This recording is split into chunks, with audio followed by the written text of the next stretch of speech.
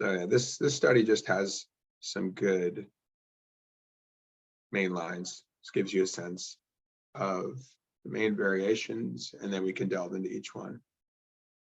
Okay, let's flip it. Looking at it from the black side and then the white side. All right. Let's go here.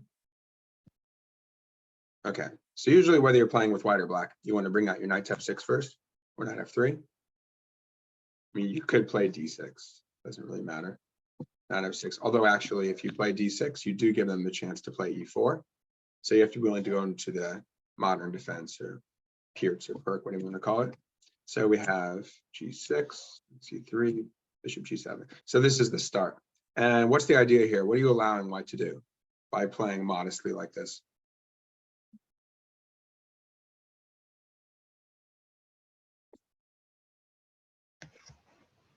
If you're playing with white, if you want to be very aggressive, what are you going to do in the center?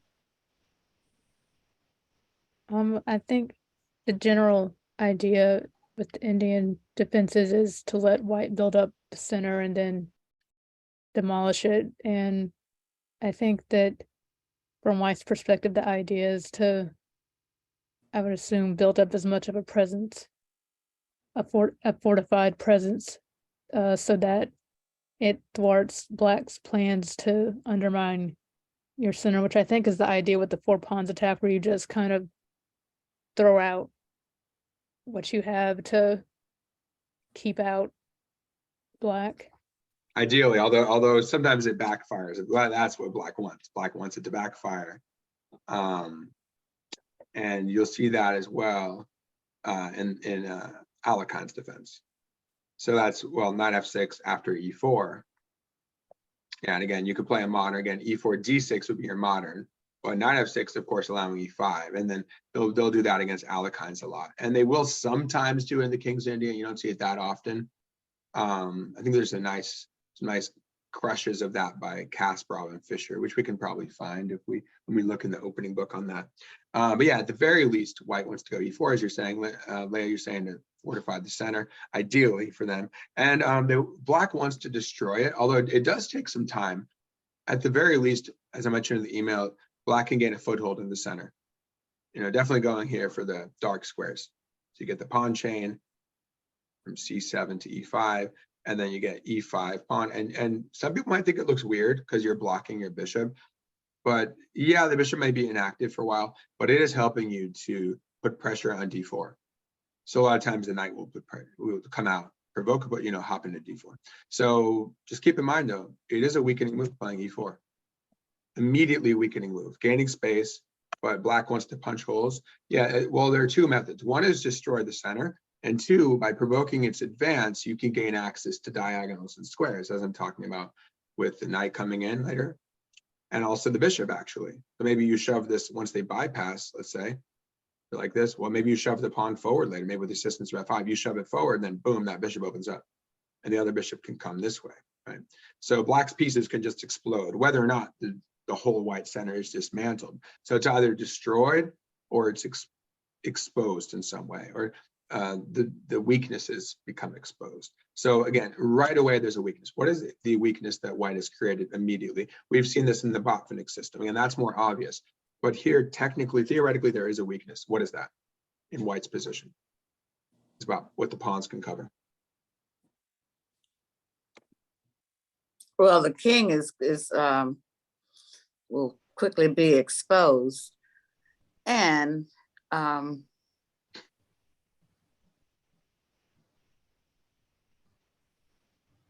in terms of the it center, opens up the queen. It opens up some lines for the queen and the bishop. That's the strength, right? That's the benefit for white in terms of following the opening principles, trying to fight for the center. They have moved the c pawn, which is helping to control d5. I mean, really, ideally, they just have these two pawns out, maybe even c3 supports, but because you begin with d4 and c4, they have to. So the Indian defense is don't allow e4 right away. So that's where they get kind of the next best thing in the center, which is c4. And then they get the knight behind it, because otherwise they may never get to get e4 in. It depends. Or in a Grunfeld, it'll be different. they hit with, or even a modern Grunfeld with c6, d5. So they may never get e4 in some cases easily. May have to sack like the f pawn or something to get in. But here they get it in. Black allows it. And again, like if you don't do an Indian defense, if you end up just playing d4, d5, it's very hard to get e4 in.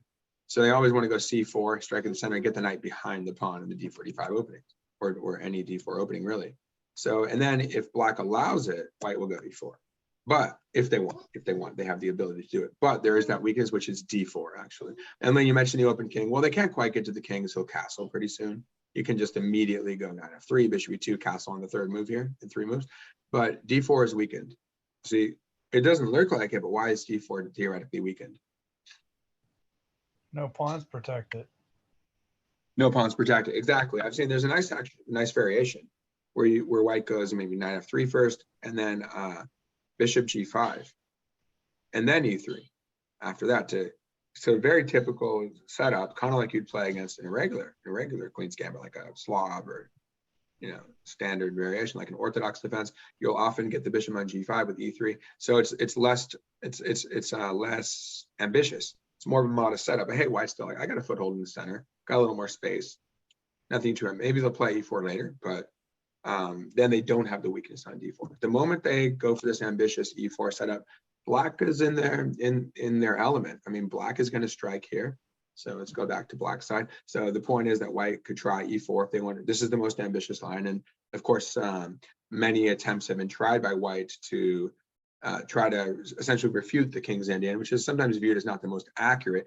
But no, it's legit. You get squeezed sometimes, but there are always good counter chances. Kind of like in the Benoni. Instead of hitting him with e5, Benoni, the main difference is you're just hitting with c5, allowing the bypass of the pawn. And then you often hit with b5, like that, or a banco, right? Either way, yeah. So black's getting squeezed, but that's the hypermodern theory, right? Let them squeeze you a bit and fight back. Okay, so here's this guy. Who is it? Give him credit. Who is this? Lucky LOL3. So they're just showing the main lines that we can delve into. They have castles, and they're just talking about, okay, where are you going to focus? And you could play e5 and c5. That's actually called a check Benoni if you get both in the bypass, usually with bishop e7. But yeah, usually you're going to play for e5. Sometimes you'll combine it with c5. But if you go c5, d5, that's Benoni territory. That's not King's Indian. Doesn't matter if the first few moves say King's Indian. You're transposing into a Benoni essentially after c5, d5. Okay. And funny enough, it'll be a Sicilian dragon if you trade. Remember, you guys know Meraxi bind? The 2 pawns are here. That would come out of if they trade. So it can transpose easily. When you play e5, purely King's Indian territory with the bishop on g7. Bishop goes to e7, old Indian. So those are your main openings. Okay, main versions. All right, so it's saying normal variation. It's just standard stuff, classical. Playing for e4, allowing it. They could play knight f3 first. Oh, let's go back to black side. And then I'll go over to the stats as well. So you can see it scores a little bit better for white, but black has good prospects. And I think this move is intended to stop the pin. So you have, if you want to, you could pin, slightly annoying. They would go bishop e2 first. But really this is consistent with the goal of fighting for d4 if you pin it, right? That's one variation. As for the bishop e2 variation they give, you could just, the main line, just castle. F3, you punch with e5. And interestingly, I may have shown a couple of you guys this. You remember this notion, it looks like it's a pawn sack, but it's a pseudo sacrifice where you don't actually lose the pawn. Have you guys seen this before? Because you're gonna get this pawn back. So this is important to know, because in the King's Indian, you're generally gonna strike, again, if you can, strike back right away. You could prepare with knight bd7, yeah, that's decent as well. But let's say you just get it, you get e5 in. They bypass, that's fine. We'll look into those structures. But if they want to take, I don't think they really go for this. You see, it's about even.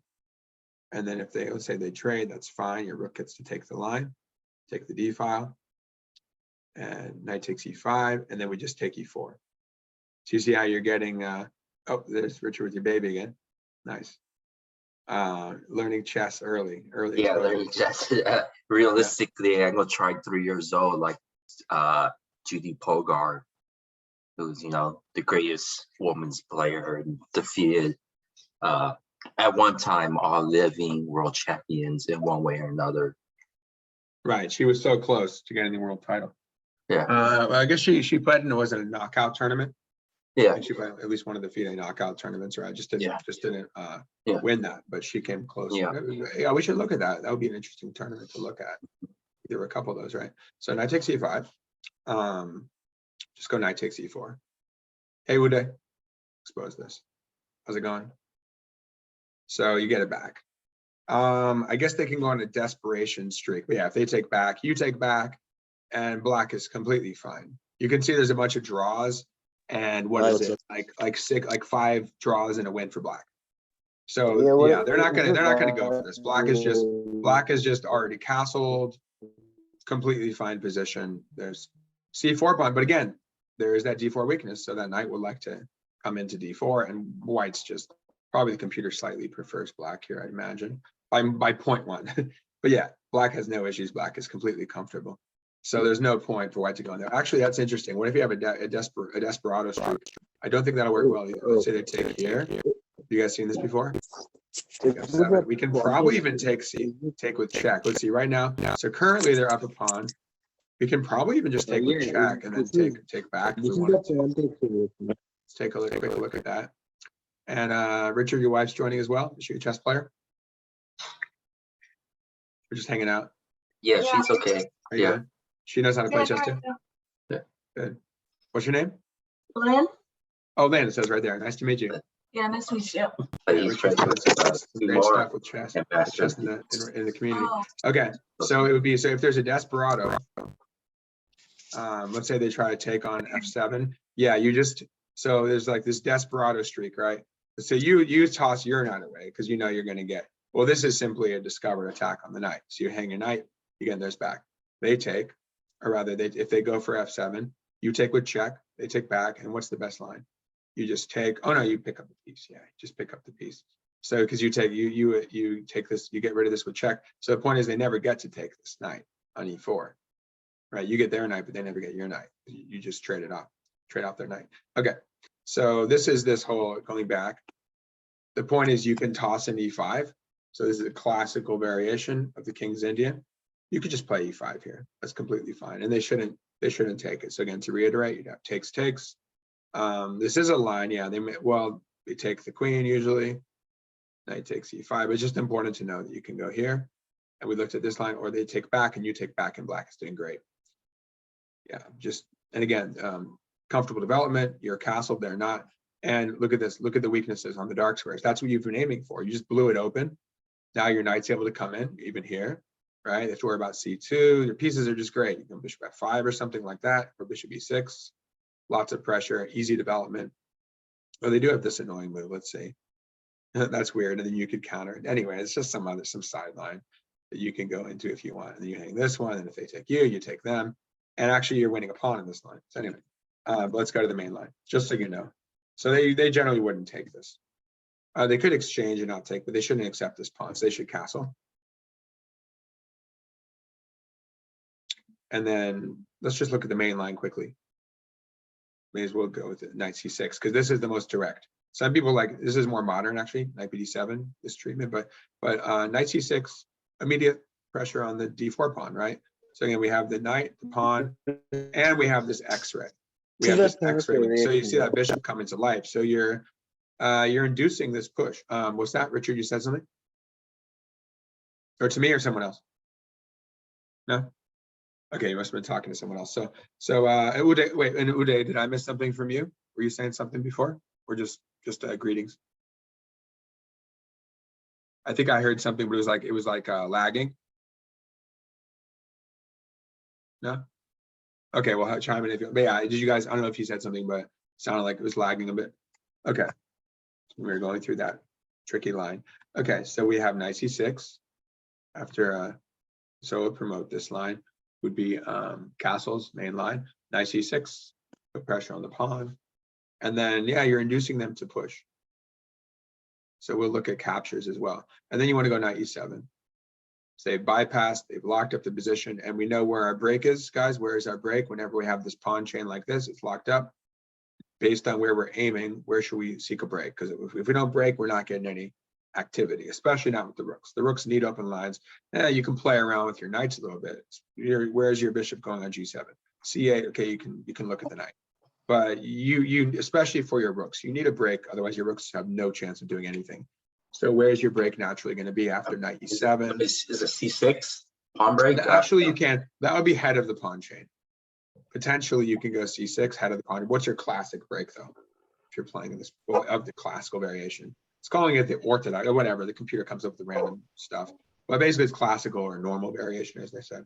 So F5. what would be, yeah, f5 is your break. And we've seen the pawn structure study. You want to go f5, and what is white's? So imagine white has played f3. Like if they go f3, you can see how their pawn chain's going this way. But where does white have a natural break? Again, you can play on both sides. You can attack the head of the train. You would weaken the chain. You would weaken d6 though. But you can certainly do that. Even c5, Fischer has done this to lock up white's play. But where is white's play?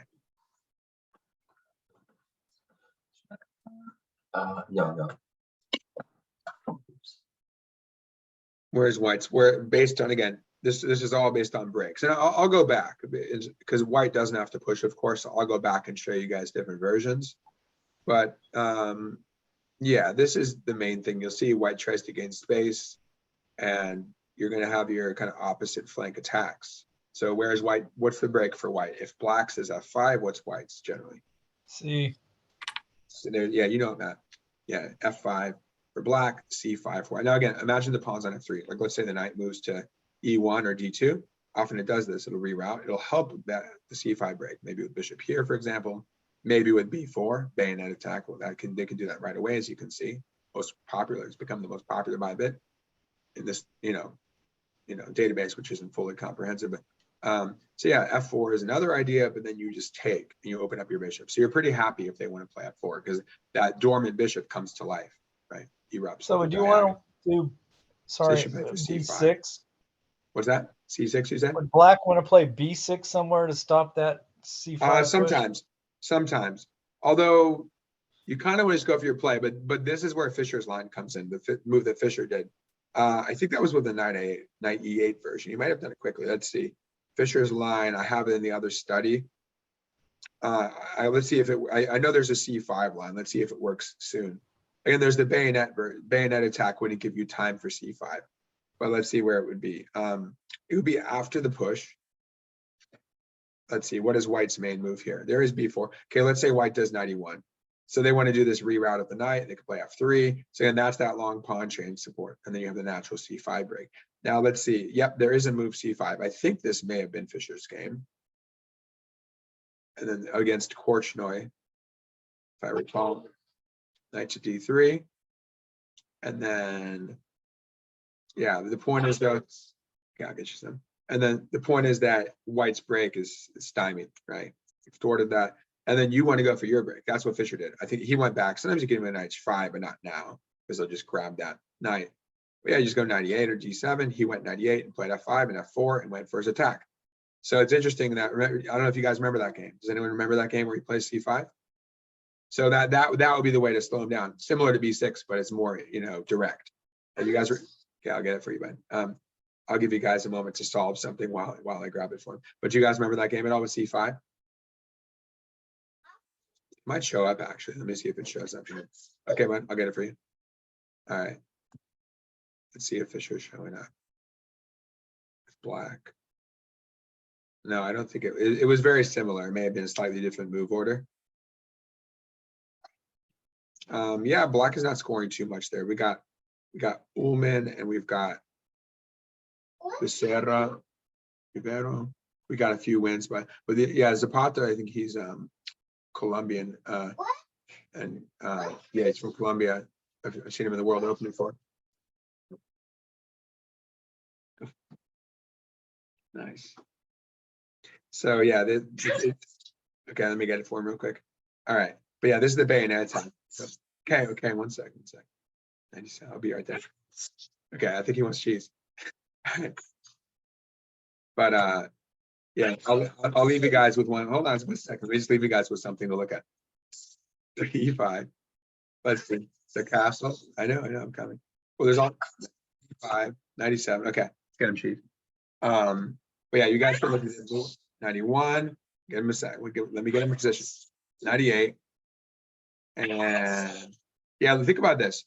Think about what you do if like F4. You can look at the options. Okay, one sec.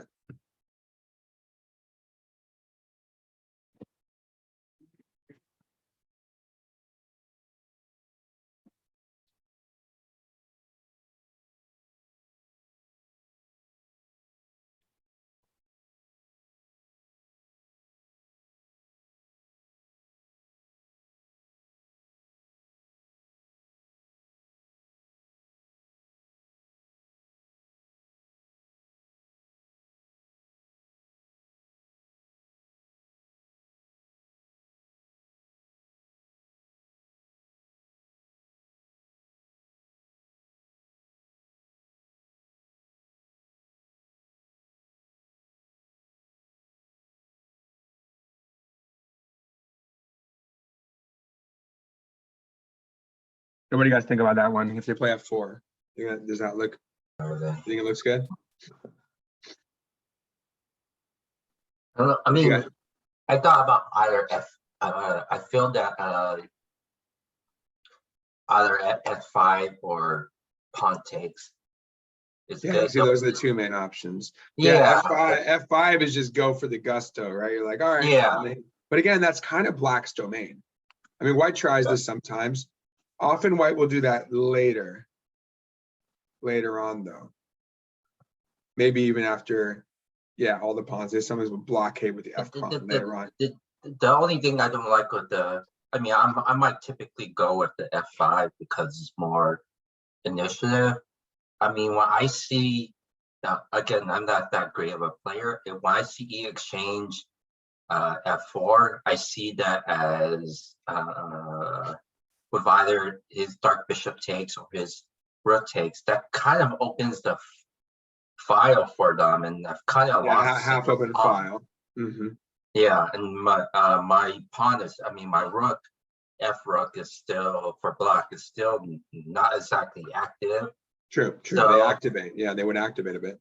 So here, I know the database disagrees, and I'm not that great of a player because I can't. Oh, don't worry too much about it. I mean, well, it's basically saying, equal-ish chances. Yeah. I would typically do F5 here just because it's more initiative, and yeah, I know he'll take, but at least I could take back with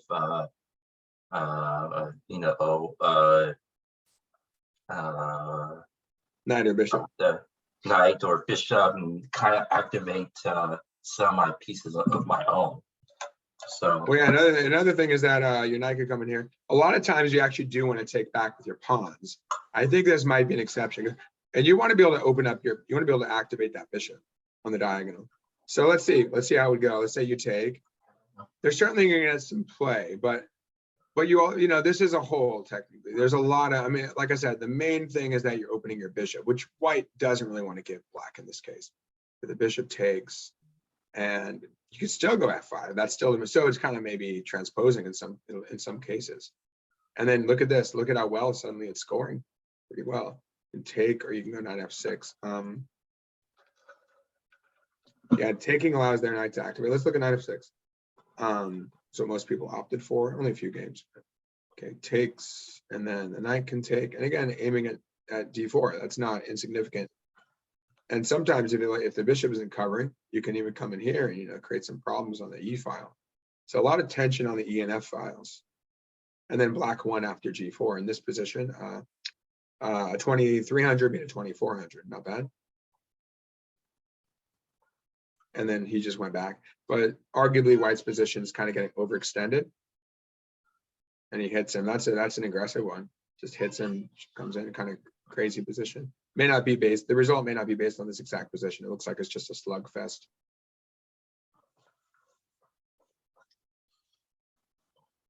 And now, yeah, this is crazy. Well, this is a lose. This is hanging. Yeah, this is tricky, but then he's going to trade. Now he gets a fork. See, So like, let's say you take with the knight. Oops, then he's doing this. He's getting his fork and he's gonna win a piece. That doesn't work. So yeah, it's super sharp. But here's what happened. They went for, so you just didn't take, he went for c5. And we'll see sometimes when this happens, you know, you can either take with the pawn and get more central control, or you can take with a knight and just activate your knight. So that's interesting. Let's see this. Computer prefer queen b6 check, and then queen take, oh, then queen takes c6 with check. Yeah, white's position is very exposed. You see, just the fact that we're more compact around our king. Anyway, this is a bit branching off, but gives you a sense. And then he takes this one or something, and he takes this one. So it's kind of crazy sideline. Both kings are a bit exposed, but black's king is a little safer, see, because we just, white's push the pawn more.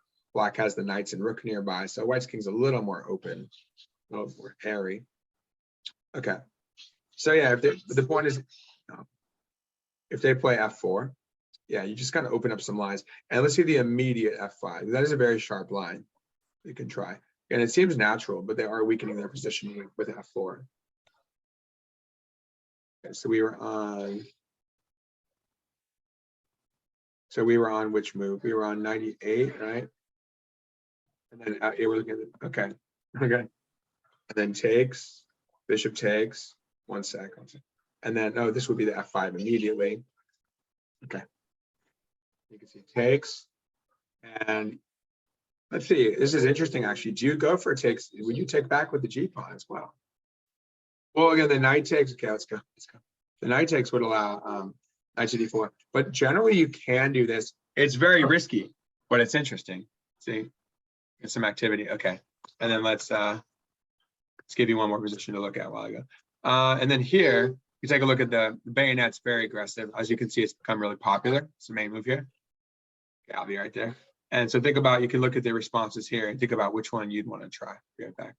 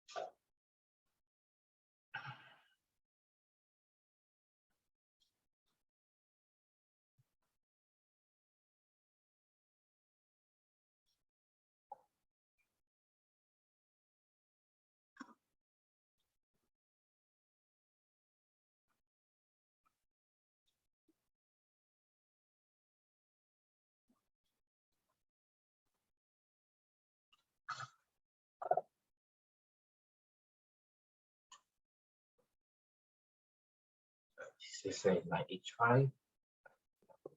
Well, I know that's a good move. I might do a5. Yeah, that's a better move. a5. Push the a5. Try e8. I guess this is where my game is from. c6 I might play. g6 or a5, but this is the master's database. Oh yeah.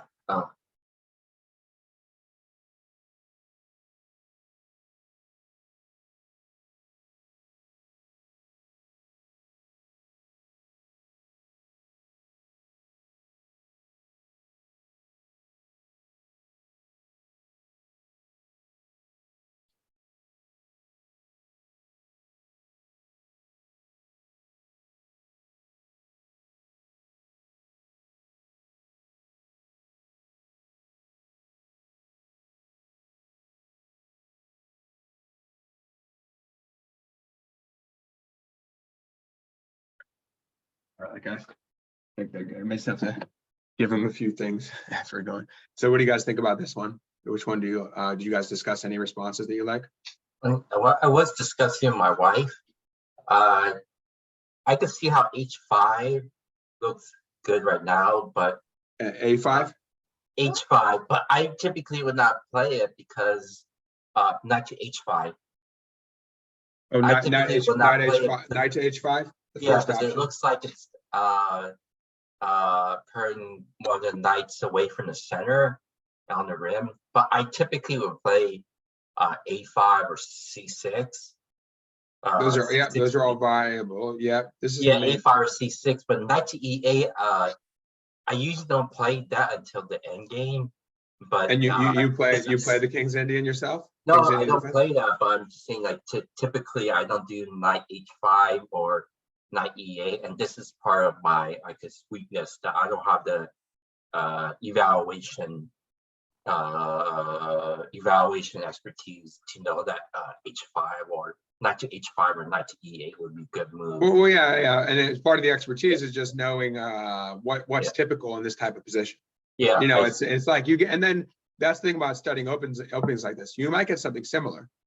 Even like a Roy Lopez, it won't be usually fianchettoed, but in a Roy Lopez, we're trying to get our knight with, well, again, the G pawn's not there fianchettoed yet. Often happens to. But here, I typically we'll go for that play knight to c6. f4, f5. So you're coming back to the middle. Oh, I see. So good outpost. You're not just dual purpose. You can play at 5. Again, that's the break we want. So it's a more aggressive version of this. Both of them you clearly are signaling your intention to play at 5 because 98. Now, as for a5, you're just trying to batter this. You're like, okay, you want to go for this early c5. You say, okay, arguably that might be a little premature. I mean, it's a line. This is among the main line. Yeah, because you're just contesting this pawn, which is going to support the c5 push, and just right away. There's no bishop e3. And the thing about this is that there's no time for a3. That would just be bad because you can't take back. It's the a pawn's pinned. So whereas if you had bishop e3 first, for example, is that even a move here? Maybe it's a move. Let's go down a bit. It's probably been tried. Not here, not a mess. They just know you don't go bishop e3. Well, bishop e3 runs into this annoying move. And then that gives us sort of a tempo because I don't think they want to give away that bishop. That's a strong bishop. It's the kind of thing, again, uncontested bishop. You trade that one off, and then black has this. And again, it will have a chance to do something. If nothing else, it could go like maybe h5, bishop h6. If you take on e3, let's say you double the pawns, and then you can hit that e3 pawn, things like that. Maybe c6 and queen b. As we've seen, c6 is a common theme though. Remember, it does weaken d6, but that's okay. Kasparov hung that pawn against Karpov. Oh, that's a great game. I'll show you guys that game. We've talked about that. I don't think I've shown it to you. That's a great example. Because we've already seen the Fischer game. I could send you the link. There's some great games, but the Kasparov game against the same-ish variation, he crushes Karpov in that once he's already champion. And I think it was 93 or 95. I always mix it up. But yeah, Linares, I think Spain, 93 or 95. So it's called rated G for Gary on chessgames.com. So yeah, that's a great idea too. And he's going to work those dark squares. So he probably doesn't want bishop e3, right? That's why he played.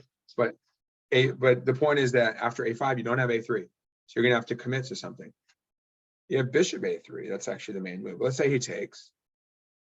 And I don't know. I like c5. That scores the best. And as well as knight back. Just ignore it. But you're like, look, I'm making it harder for you to support this push. But the main move is just rook takes. Let's see. But I think, yeah, he's going to get some play over here. Say a4 main line. Let's look at the main line there. And then c5. And it's the kind of thing where they don't, again, this is very important as to whether they should take en passant. We keep seeing that come up. So black wants to shut down white's push. And again, it's the check Benoni structure. You'll see this in a check Benoni where they go c5, then e5. But again, the bishop hasn't fianchettoed. It'll go to e7 usually in that case. But just shut them down. If they do take on c6, b pawn takes, keep those pieces out on the white squares. Say this move lost twice. And then they went c5 again, which is kind of counterintuitive because you're giving away some light squares, but somehow it just works. Let's see the knight, because we're grabbing the dark squares first, comes in here. Okay, let's see where this one went. This was 223.91s. Interesting. So Zhang wins, exact same rating, that's rare. And then the bishop goes back and the knight comes this. So we both have our knights. This is funny. 223.91s, head-to-head battle. But where is it heading in black's favor? Black activates that bishop. It's the knight. Interesting. It takes this one. And then he's just dropping the e pawn, right? Just ends up winning the pawn.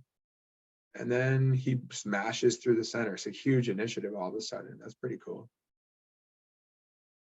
And then he just has the pass pawn coming and whatnot. So you can see that, yeah, that's a tricky one. But just getting an initiative, punching holes in white's position. So you can go c5, that's the main move here. I mean, going back is super passive. That drew a bunch of times, some draw line, that's weird. Yeah, but certainly imbalanced, but this is just a quick attack. I mean, a5 is interesting. But again, after here, you don't have to take against that c5. Again, looks very interesting. Scoring very similarly. But I do think the knight h5 is interesting. So Richard, now that you look at that, do you like this option against the bayonet attack? It's promising. I mean, you want yeah, f5. correct, I do, because now see, you could put play f5 and move the knight back. Back to f6. If you have one move at a time. You're saying ultimately the knight might go behind the pawn? No, I mean f5 might be good. Yeah. Oh, you're saying wait, you're saying after what? After white takes? Oh, keep in mind though, you can't keep in mind often you do want to take with the pawn, but there is a little trick. Wait, hold on. Let's just see. Like, let's give white a random move. What's common here? Or g3 is common to stop. Do we have a random move? Okay, let's see. This covers e4. Let's just say he does this. Now, if you go for f5, now generally speaking, you actually do want to take back with the pawn. We've seen that Silman covers this, where if you take with this, you often get that knight e2 to d2 to e4, blockade the pawn, and black doesn't have much except for this knight f4 stuff. But the thing about taking with the pawn, let's see, I think it works here because of the pressure here. Do you see, does white have a tactic based on the looseness of the knight? I see. What is it? Yeah, it should work there. What is it? The tactic. Yeah, see the tactic E5. for white? I'm assuming it's moving the. I said e5. Yeah, knight takes e5, right? Richard, you see that? Yeah. That's what you're looking at. Yeah, pretty much nothing much to do about that. Yeah. Can't take back and hit the knight. The knight's actually, that's why this move would help. That move would actually be a good precursor. I see. To set that up. And yeah, I mean, it's not terrible, but it is a pawn. Yeah. And we've seen this. It's actually similar to we looked at that in Fischer's game, similar structure. And some exposure. And the bishop came into h5. It's funny, some similarities. That was actually King's Indian. When we looked at Najdorf and King's Indian, I think. Similar structure. Okay. So a5 is very interesting to just try to batter that. I mean, that's a natural response because white generally wants a3 and b4. So you can always take back with the a pawn, keep this fluid and go for c5, the c5 break. So that's the main thing that white has really. But I think this is the main move. It's the most aggressive move. Knight e8's quieter, but you know you're going to play f5. Let's say he gets his c5 in, you get your f5 in. 400 games like this in the database, in the lichess database. And if you go on ChessBase, it'll probably be more. ChessBase will be more comprehensive. I mean, of course, you can pull up every blitz game, but I think these are more classical games. Maybe some Title Tuesday games and stuff. Okay, knight f6, f3, and f4. And well, this is your typical stuff. White's getting that break in quickly. Either way, they'll probably get it in. They can go knight b3 and support it. They can eventually, the knight could come to c4 now, but one way or another, they'll probably get it in. It's just sort of possibly even transposing to what white would get. Although a lot of times that bishop, you see other lines of the bishop would actually be tucked on f2. So this is scoring well, half score approximately. So let's say knight c4 makes sense. Put pressure on d6. Yeah, it's a different move order. Because sometimes white might even want to put pressure on d6 like that. White often wants pressure on the c file. So those are things you need to look out for playing as black. And then you want to checkmate them. You want to go for your, so I'm sure we'll see some nice games like that. Just straight up go for your attack. They can go for their flank attack. Oh, there you go, bishop a3. Look at how badly that scores. Let's see how to beat that. How they often beat that. Oh, let's bring in our knight. Sure, makes sense. We could even go to h4 sometimes, but you really want to get that g4 break in. That's like Fischer's game against Korchnoi. It's actually a blitz game, I think. You guys might recall that one. I think we mentioned, right? With the that's the c5 game. Okay, so say b5. She's going all out over here. And let's see how 29 games where it scores really well for black. Move the rook out of the way of the bishop. So white's going all out here, and black's going all out. This is important to know because this type of setup is just your classic. Usually have a full pawn chain, you know, it got broken up, but we're still here. Still have the e5, f4 pawns. It's like a wedge. Actually, that's part of your mating net. King is difficult for that king to run. Queen might come in if he tries to run this way. Can't go to e3. Can't go to f3, right? So the king could get trapped in here. He wants to evacuate. Remember, we looked at defensive techniques, evacuation, right? Well, even if you evacuate here, I mean, black will batter this up, right? Batter the d file. So it's not easy for white to escape. And this is, feel the wrath of these black pieces coming in. Smash it open, sack a piece, maybe sack your, usually the bishop's here, and you sack the g pawn. You guys remember that one? You guys recall that theme? Where you throw your g pawn at them, trade, and then you give away these 2 pawns, but you get rid of the h pawn, you get your knights coming into g3. Does anyone remember that setup?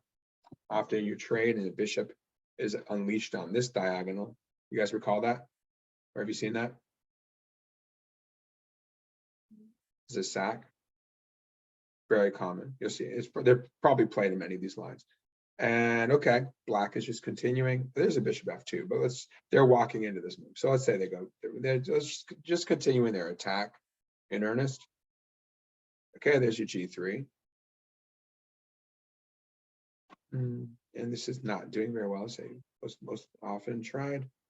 And there's natural moves. Breakthrough, sure. Takes. That's strange. The bishop goes back. Okay, let's just say they take on c7. Trade queens in this game. And here we have exactly 100 points better. House gun. What is going on? Interesting. Nice wedge pawns in there. Okay, what is going on in this end game? That's scary looking, but I mean, we are up a piece. And we can guard this easily, so we blockade. It's very uncomfortable, but then again, black has a nice wedge of pawns in here, and black will try to counter here. I think you just hold this. Yeah, hold this. You keep the knight out. Keeps it. It's very messy though. Computer says only slightly better, like a point up, even though you have a piece. In other words, white has tons of compensation for that piece, but a little scary. But yeah, that's just about. But that's an example of the point is that white's queenside attack is breaking through. White was able to trade off queens so they don't get mated. But let's see, this is very popular to go bishop g1. Let's see how that works out sometimes. You're going to see a pretty, like a raging attack here. Knight h4. Sometimes you even go like h4, h3, break through and get to g2. You can sack your knight and run these in. You have bishop. You might even have, you guys see the bishop sack idea, takes mate. That'd be nice, right? g2 mate. If you can clear, you guys see that idea? If you just hit them on g2 focal point. If they don't take, that's actually a mate threat as well. Okay, let's say he does something random. Bishop h3 is crushing. You guys see that? I don't know if there's any way to stop mate. It's coming here, right? You guys see that? Looks like win, yeah? Yeah, I see it. Yeah. I think it's win, yeah? I think it's just unstoppable. Oh, no. Oh, my bad. Wait a second. I mean, it's still not played. At least you get the, wait, actually, no, they're not getting mated in this line, are they? I feel like they might still be getting mated, but no, at the very least, you're getting that, you're tearing open the king. Okay. So they have to take, wait a second. Well, you could take here as well. You also have this option. This is interesting. Yeah, either way, it's pretty strong. Then you just move your rook right over. Yeah, exactly. This is strong. And then if the king takes, I feel like they're getting mated very quickly. Yeah. You guys see that? Wait, how Yeah. do you mate here? Some discovery with the knight. Just do whatever you want, really. Oh, that's cool. How about takes in here? Okay, well, he can't go anywhere, so let's see, what would he do? You lure him in here. Yeah, he's done pretty soon. How do you get He him? just move that knight. Exactly. Just find the best discovered check. Well, I think this is interesting. I like this one where you check here, and then when he takes, you come back to F. That's just a nice kind of harmonious, bringing all your pieces in. You lure him in more, and you got to have a mate soon. Where's your mate? Mate in one. You probably have a few. Rook to h7. Yep, that's a mate because you're covering these two. Yeah, that's mate. Yeah. You can mate with your queen here, Mate with here. your queen. Take your pick. You can probably mate with your rook pretty easily you can just drop your rook down here. That's also mating. Mm-hmm. That's pretty cool. Okay. And the queen Yeah. too, Once you lure him in, so you're right, Lynn. I think you're right. The way you go for it, you just obviously use no problem to sack your knight. But the point is, you're almost mating him on G2 in many cases. If you just give him, but that's how strong the attack is. So what happened? Let's see actual game. Where are we? Where was that line? King H1. Oh, this was the bishop G1 line. Is it tucked back right now? But that was in a different move order. Where was it? Which move was this? Bishop G1 we're looking at. Yeah, this one. So knight comes in. Just to give you a sense of how strong the attack can get. So this lost twice. Yeah, they went for the sack on G2 first, and just pretty hard to hold this. So many attackers. And again, very important. It's kind of like it's similar to a French where there's the wedge pawn on E5, but it'd be like E5 F6 kind of thing in the French. These pawns coming in near the king. So it's creating a real mating net. White's pawn's in the way on F3. He's not getting out of here. Actually, if he goes King F1, he's getting mated on with bishop check. So you can see he gets mated in a lot of lines immediately. Okay, this is how one game went. Took with check, unleashing the rook. And then the knight smashed through to here to unleash the queen, and bishop can come in. And did they resign? Okay, let's say they take with the knight. What do we have here? Mate? No, not almost mate. There's the mate. So the idea is that when you take this, you have an immediate, you've unleashed your queen. So you open up the H file, you clear the H file by capturing. So you clear everything basically, and your queen and rook finish it. That's pretty nice. But yeah, the point is, you can see once you achieve G3, how strong. Now the only other thing, just this will give you a sense of how these attacks go, because this is thematic. One of the other ways it'll happen is that the rook might lift to F6 and swing this way, which is obviously, that's what happened again, to use Fischer's game as a model. He kind of swung between G6 and H6, and he went H6, came back again, just to create some pins. That's what G4. He says he should have gone H5, G4. In that game, he broke with G4 right away, but pretty much he went H5, G4. In this case, that's what happened. That's what happens in this line. So you'll see many themes. Okay, and now the rook can slide laterally in some cases still. So after A4, H5. Okay, so now we have this bishop F2 line. Where was the bishop F2 line? It was right now, which scored 71% for black. But again, we always have that G3 stack. Now, right away, it didn't work that well. So there's this bishop F8 move, which is subtle. Let's see, is it to bring the rook? Let's see what happens there. And the king moves again. Wait, is that transposing? Very similar, right? This line. No, the bishop's not an F8 in that line. Okay, so now we get our G3 in. See what the difference is. It's a dangerous sacrifice to accept. Yeah, we've seen stuff like this. Okay, let's say he wants to take that looks very risky. And we've seen this method before. Yeah, so the King's Indian comes up sometimes in just GM games that we look at. So popular. Okay, we have a nice check. Okay, take the exchange. I don't know. I'm not totally convinced, because we don't have a mating attack, kind of a mating attack dried up. We took the exchange, right, some pawns. It's not my favorite line. Let's see. So takes, H4 was played, still won 2 out of 3. And then, okay, bishop takes E5. No, that's what happened in both cases. And the queen D2 line still went for this. Yeah, I don't think you want to take that. Queen's coming into mate, right? There's your wedge, right? There's allowing your focal point, creating a focal point, creating a mating net. So you can mate on H2, or if the king moves, you come down to H1. So yeah, just the point is, it just shows you how strong these attacks can get all of a sudden. That's when you choose the bypass lines. Not that you always bypass, but here's your bypass line, starting with simply, that's the simple 98 line. So again, remember, you can go C5 first to thwart their attack, take that move, and then go about your business with 98. But this is just kind of white's going all out, black's going all out. But I do think this is interesting. So again, we talked about don't take back with the F pawn probably, because then he takes. Let's see, you'd probably get your knight into F4. And similarly to F4, you take. I think we're pretty happy if we get into F4 and they take and our pawn takes. I mean, you're hitting the knight. You're not going to win the knight. They're going to guard it with something. but you unleash, the point is you unleash your bishop. Might even end up on d4 to attack this way. Might end up on e5 with like a pawn storm. So you can just see the process. Let's see, I imagine this would happen. Well, there's g3. And then you can go f5, f4, see? So you're gonna smash the f file anyway. It's just a different way. You might not get your, sometimes you'll sack your knight, but you might probably just go f5, f4, and open up your bishop, just get your pieces in. We'll see that. But let's say they let the knight in. A rook e1, knight f4 was played before, but here we go. Let's throw in f5, knight g5, like the Fisher game where the guy came in. Now, Richard, I mentioned that you were talking about this, but actually sometimes they do this. Let's see here. Where's the computer? Let's check the computer because there's so many options. It does like that as well. I think the concept is you're under attack, right? You want to take a pawn here, trading and take the G pawn. You come back, you apply pressure to E4, kick the knight, you trade that off, you still get the E4 pawn for what it's worth. Well, you can't go knight F4.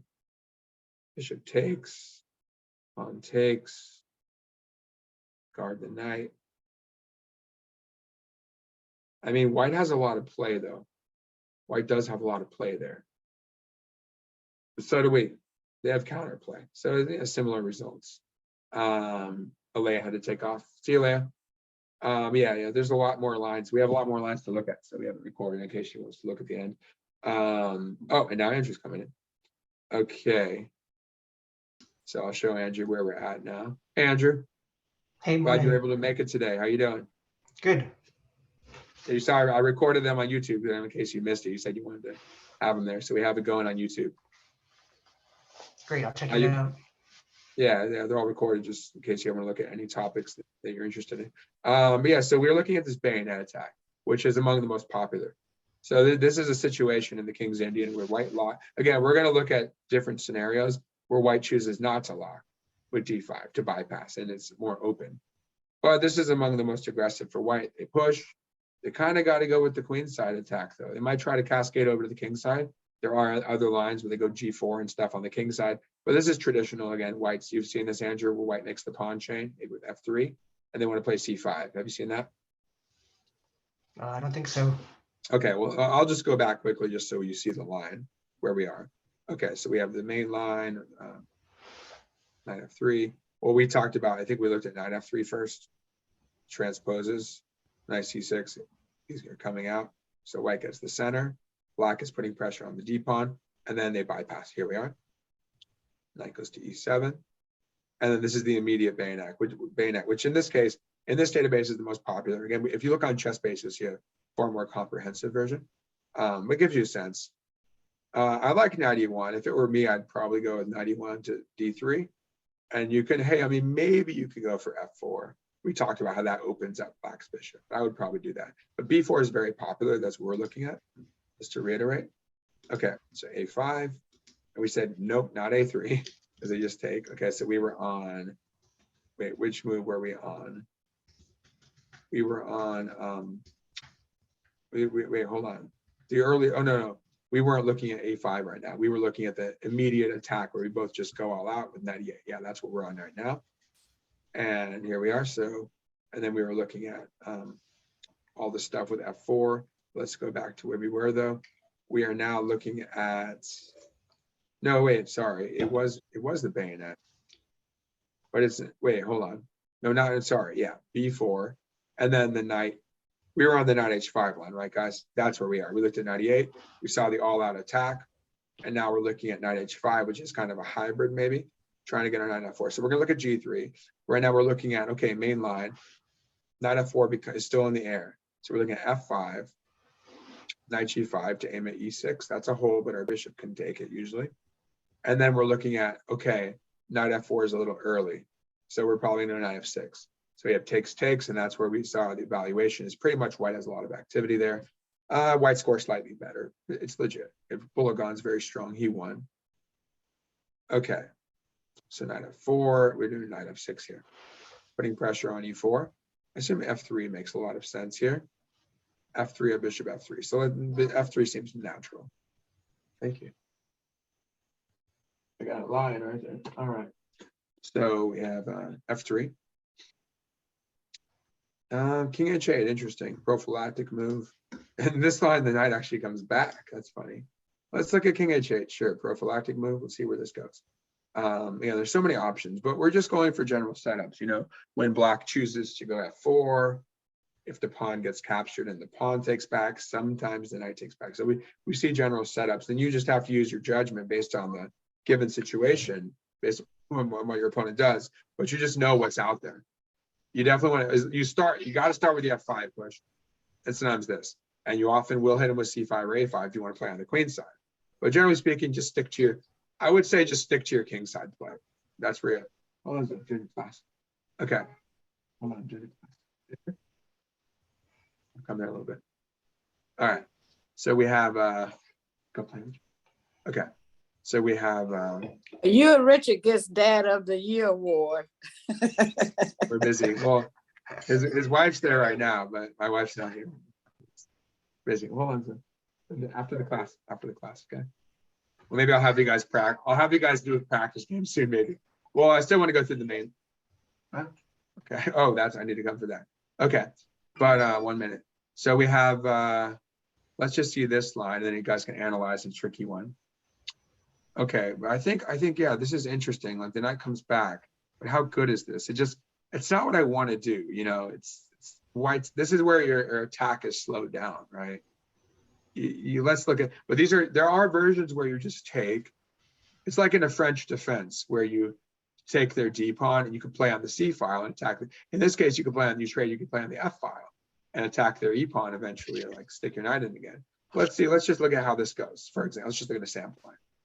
Okay, fine. Let's say they try this. They will try this a lot. Grishuk drew Rajabov, and Rajabov drew again, and Shirov lost to Rajabov. That would be interesting. Hold on, let's look at that game. That's interesting. Let's see how Rajabov figured out how to win this against a really strong player. So just to review real quick. So he's playing this move already. Yeah, bishop e2, so stops that pin up. Bishop g4. Okay, e5. So we know why white shouldn't take yet. Bypass. And he's going for knight h5. So hey, Rajabov knows what he's doing. This was played in 2007. So when he was much younger. I think now he's in his 20s, right? So he was a young teen, I guess, at that point still. And he beat Shirov, who was like much different generation. Probably, I don't know, 10, 15 years older, I'm guessing. All right, knight h5, so a veteran of the game compared to teen. So f5, yeah, prodigy, Rajabov. So f5, I think he's Azerbaijani, yeah? I think he's from Azerbaijan. f5, knight g5, knight f6, 3, so we've seen this. That's interesting. Sometimes the theory would be, a popular line in theory in a certain, era, certain 5-10 years when it's popular.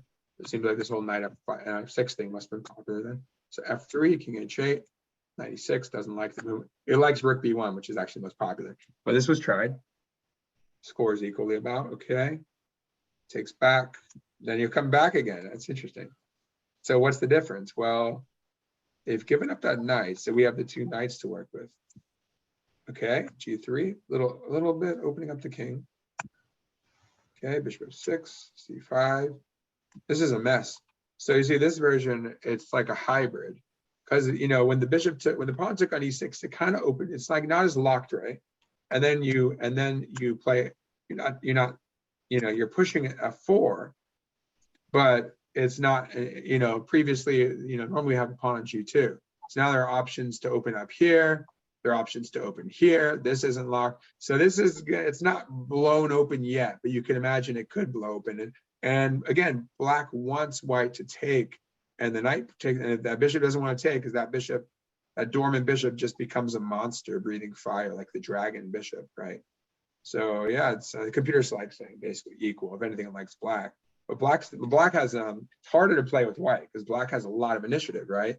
So I think this is better than the. Yeah, you want to stay active, right? Let's bring our knight. Let's keep our knight on h5 whenever we can.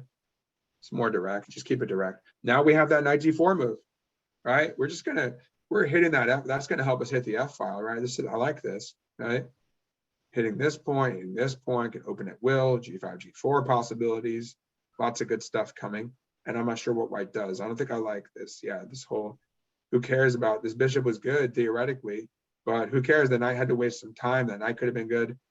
And there's only a bishop. There's like very few pieces guarding the white king. Meanwhile, look at black's king. It's fine, covered in dark squares. Nobody's opening any lines. You've got knight, bishop, rook, queen, plenty of defenders near the black king. So you can see in it. And again, this is black's domain. White can play there a little bit sometimes, just like we could play here sometime. But generally speaking, you play where you're stronger. You know, if white blasts open the game, yeah, they could try to expose the king, maybe trade off the bishop. But that's not happening anytime soon. It's all black here. Okay. So now they get to come in with their knight. Oh, this is theory. Yeah, this has been played. This has been played a few times. So knight g4. People have tried this at the GM level. Okay, and strong master level. Okay, so bishop b2. Knight takes back. I like that. Okay, get the pawn. Okay, are we up a pawn? Yeah, we are currently up a pawn. Got a lot of pressure on f4. Trying to get there. So he locks it up. Knight back. This has been played twice, this position. I guess they were probably following the Shirab Rajabov games. This was played, what is that? It was played 9 years later, and they drew. F6, takes. So now he just trades off the bad bishop. Didn't activate. It's like, fine, just take it. Queen d5, active queen, but not doing much. We just simply guard our weakness on, simply guard our weakness on d6. Queen guards ladder, b7, so not much of a breakthrough. And we'll see if we can get through on the white king side, though. It's not sealed permanently. White's hoping to, but we have like h5 ideas, knight g5 ideas. So let's see how you can get in. Kick the queen, we'll guard a7 laterally again, guard laterally, rook back, okay. And there's h5, yeah. So he's still keeping his initiative on the king side a bit. And yeah, he's just sacking the pawn. Couldn't take with the knight, but yeah, why not? Just sack the pawn, open up lines. And then g5. And apparently that was a big blunder. Okay, I'll leave you with this for a second, so you guys can solve this position. And why, we get rid of the best move arrows, so you can just solve it. Okay, why is the computer saying, and well, he won because of this, I think. Why is the computer saying simply taking this pawn? So g5 was just played, and the rook took d6. Where are we? It says blunder. They should like cover rook g1. So why is it? So try to figure out why it says black's winning. Why is this a blunder? So you guys can discuss. I'll be right there.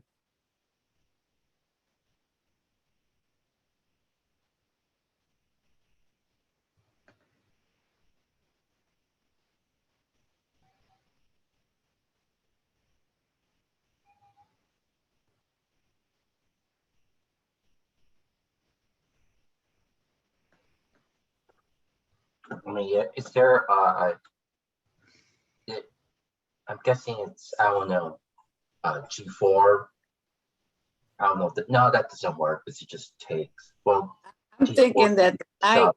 knight at G captures H5, setting the queen to, wait a minute, wait, H5. No, that might not work either. I'm thinking maybe g4. I don't know what happens, but g4 then push up f3. Yeah, maybe G4, because if the pawn on F takes him back, then the pawn on F can move up again, and it create a little battle right there. Maybe. Always, can always recapture. Black always recaptured the d8. Yeah, that pawn is strong because there's rook behind it. Yeah. Uh, I mean, you push up the g4 pawn, you kind of have to take, or it's a very exposed position. You have to put the white king in check, or either just take the rook over on D, because that's why he said it's a blunder. He's there, but it's going to go one way or the other. If you don't check the king right away, which I don't see where he can right away, then he's going to have to just take that rook, or else the rook is going to take him back. Rook was going to take him, and then you know, and then his queen and his rook can come down. So how can we get maybe if the rook if the knight at G goes to, and I hate doing this, but the knight at G goes to F5. Now you just take the rook, and then F5, when he yeah. takes back, you swing your rook to D. Well, if the knight ends up on E3, that's pretty nice.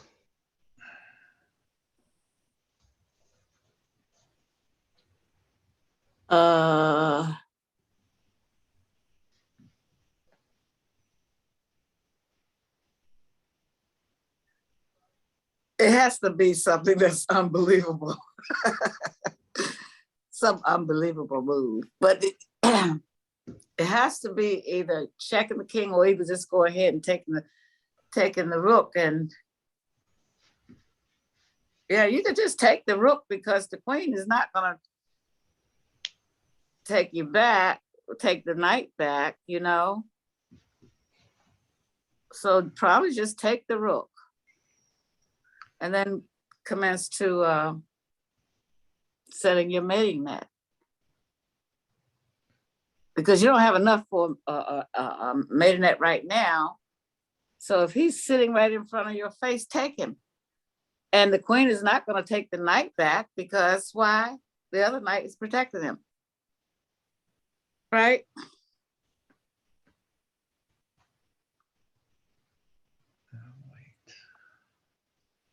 I don't know if you guys can hear me. I guess you can.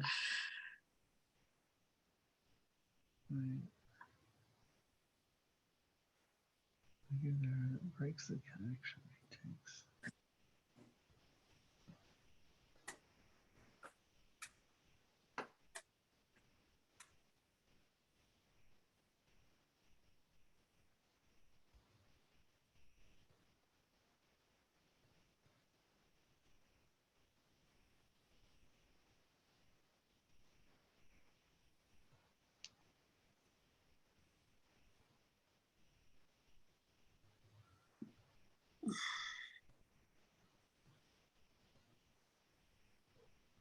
Okay, thanks for waiting, guys.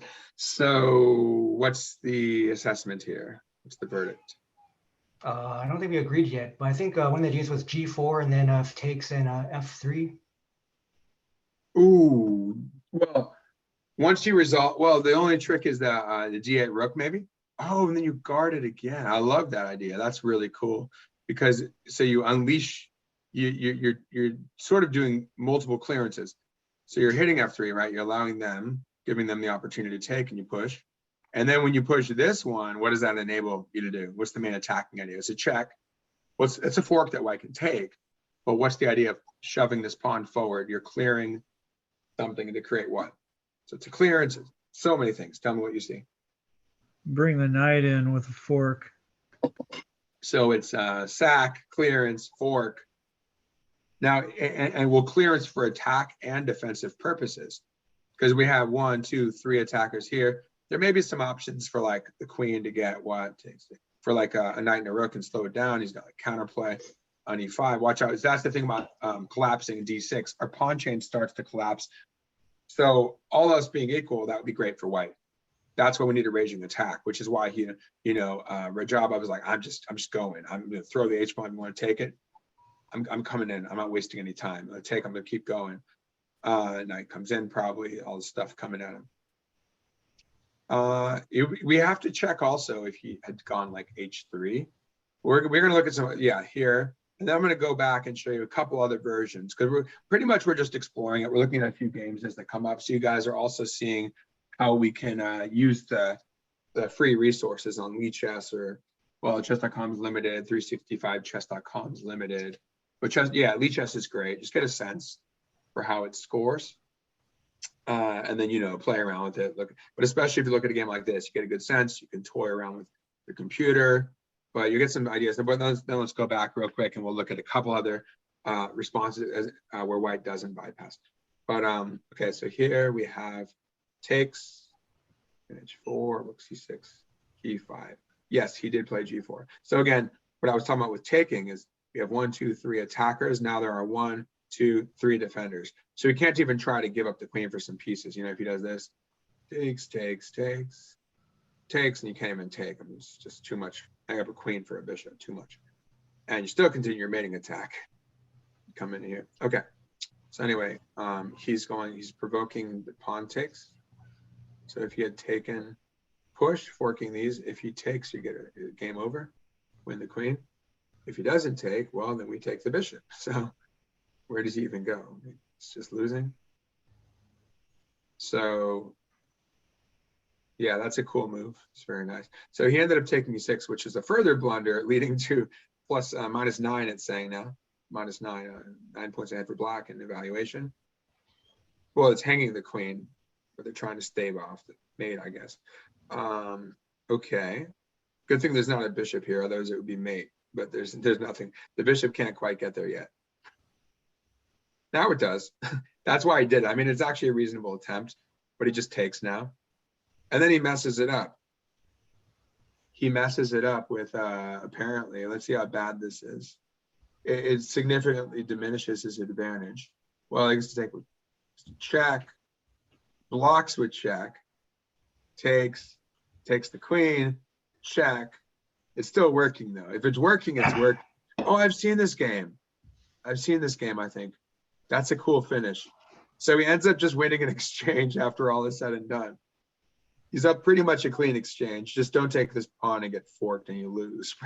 But yeah, he's holding the pawn. And then, wait, let's just see real quick how he finishes this. Like sack exchange back.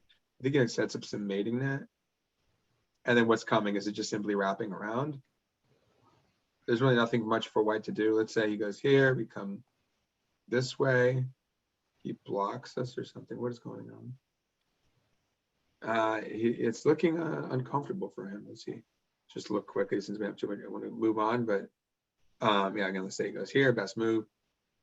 We check. Okay, so we're forcing an exchange of rooks, it looks like. And then we just win with the exchange up pretty comfortably. Yeah, we're just gonna get that pawn back and we're just up in exchange with a win. Try and take this one.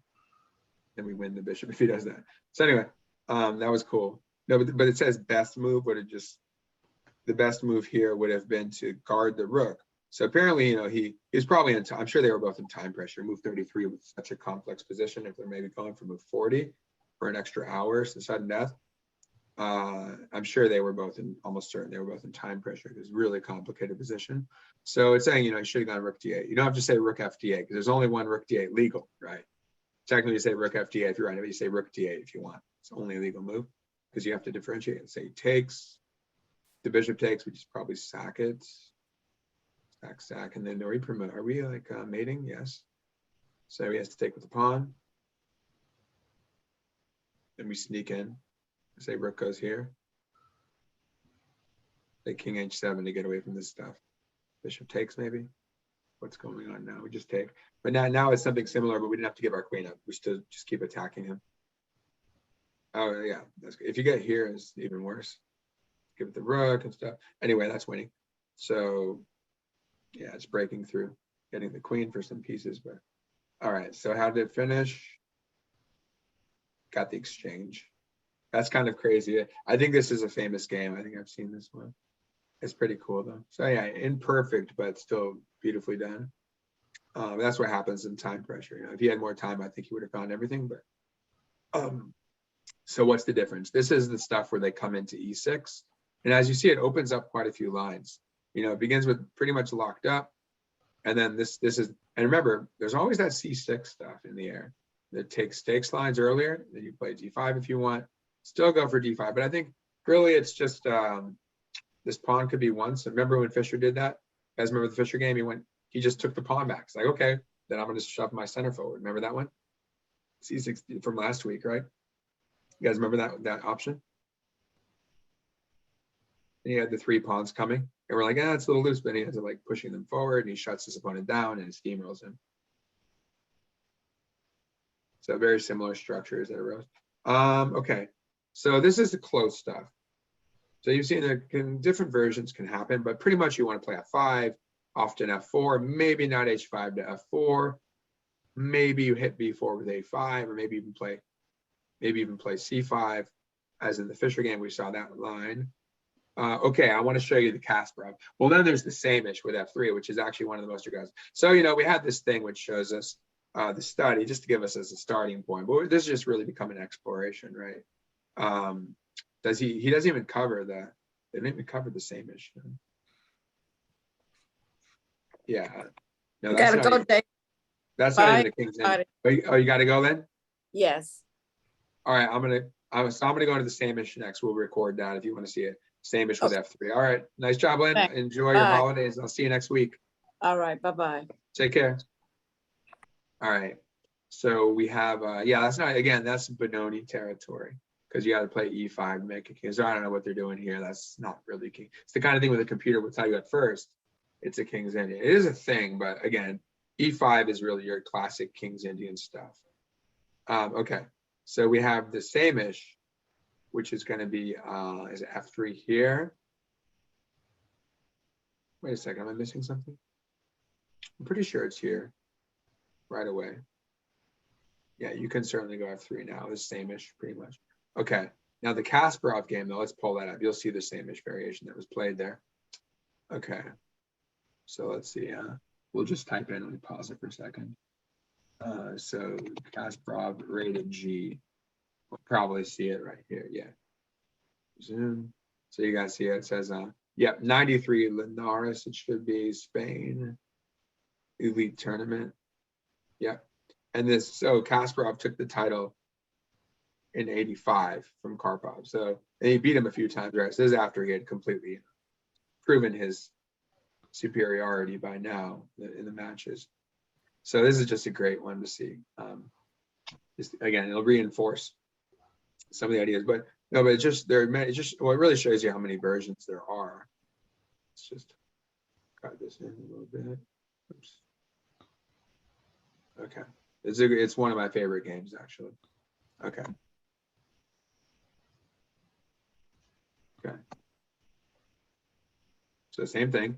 There's your the Samish variation. You see how it says it here? Samish or the Okay.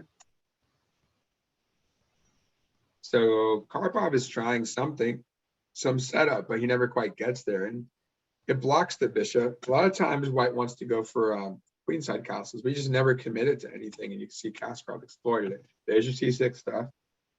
So C6, maybe you go for a D5 at some point, maybe A6, B5.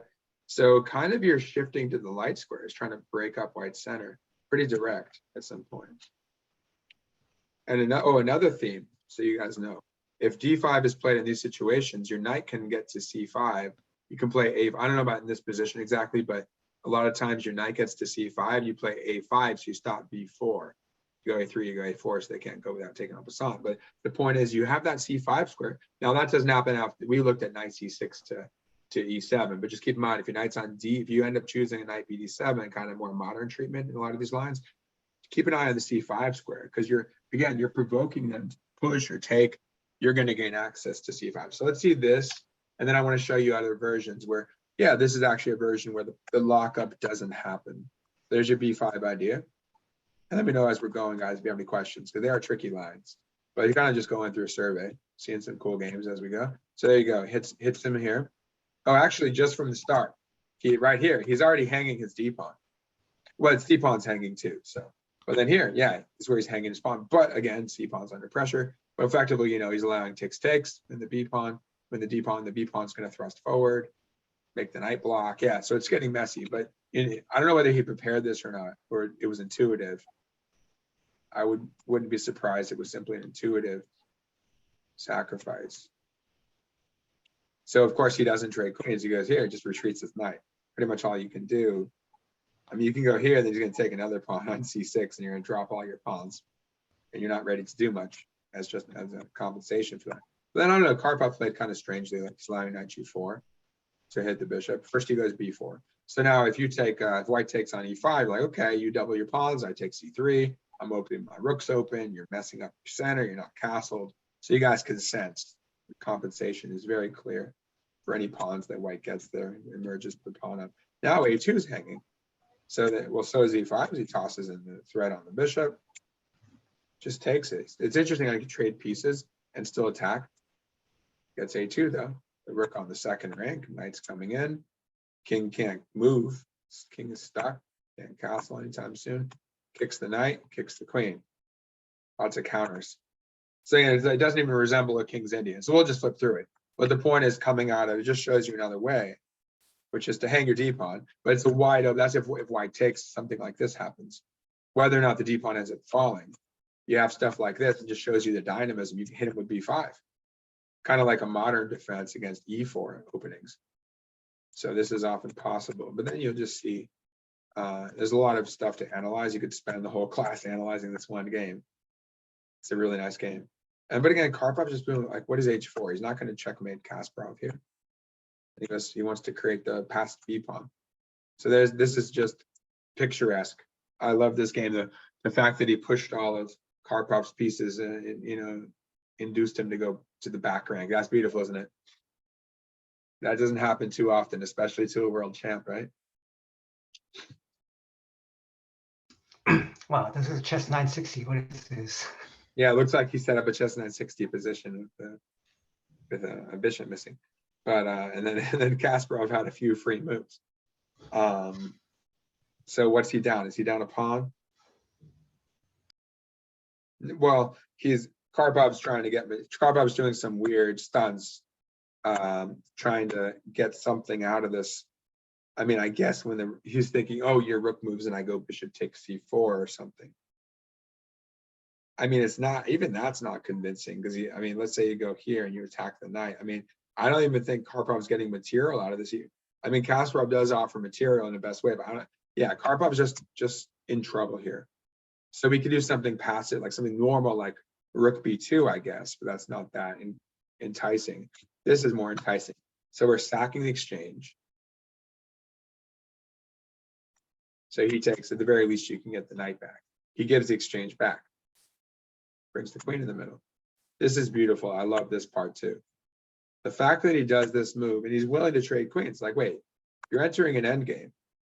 Why do you want to trade queens? So that's funny. First, the knight went back to stop the trading. I didn't even think about that. The knight went earlier from f6 to d7 to stop the trade of queens. Now he goes to c5 to force the trade of queens. But it's because he's calculated. It's just not, this is not even intuitive, I think. This is just hard calculation. The queen has to take. It's forced. There's no way to save the queen. Can't even retreat it to guard. It has to take. That means Kasparov takes back with check. Now, this is intuitive too. Like, you don't even have to calculate everything. And you can sense, but you know bishop f5 is coming. The king goes to, well, this is falling too. Well, yeah, b4 is under attack. But the point is all of the black pieces are coming at the white king. So he never coordinated his pieces. And Kasparov's perfectly coordinated against Karpov. And so he doesn't play bishop f5. He throws this and then he resigns. Because Kasparov is threatening the rook and he's threatening bishop f5 check. So he's about to win the rook. So let's say he moves the rook. Okay, where's the win here? He has, okay, just a quick puzzle for you guys. Or if you're watching, you can pause it. So what are the two ways that you would win? There are two branches. It's either, of course, king to c1 or king to b2. What if king b2? Where's your mate? You have two ways of mating, actually. King b2, then what?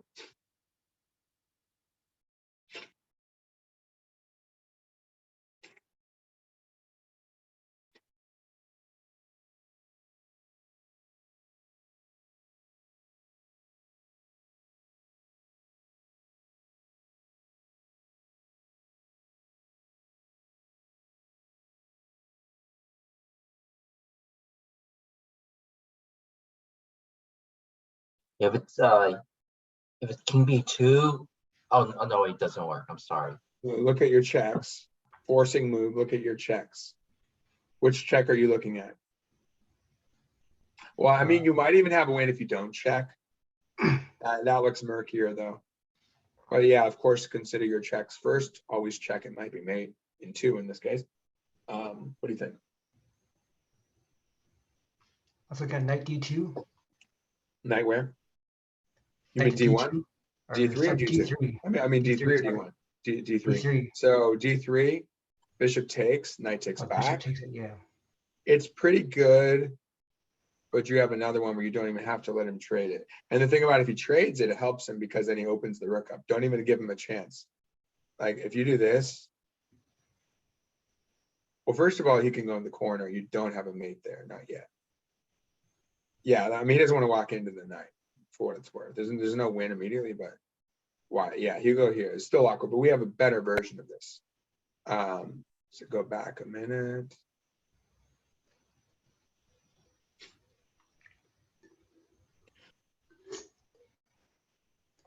So we were looking at this check. Okay, so from this position, so Karpov resigns, seeing that bishop f5 is coming on the next move, no matter what. I mean, I guess the only other move would be like rook h3, and he can probably just take it at the very least.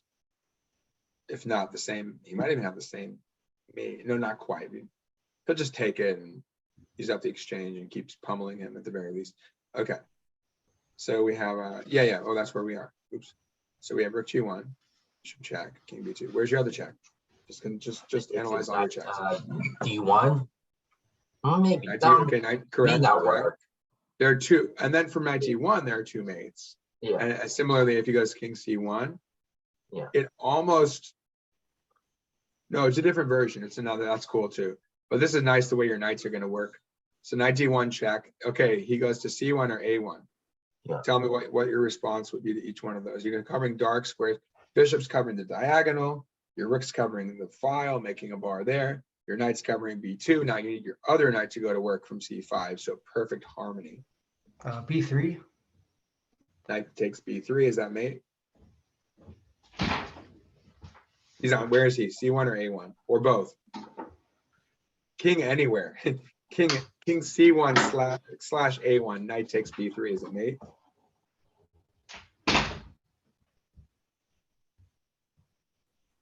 maybe.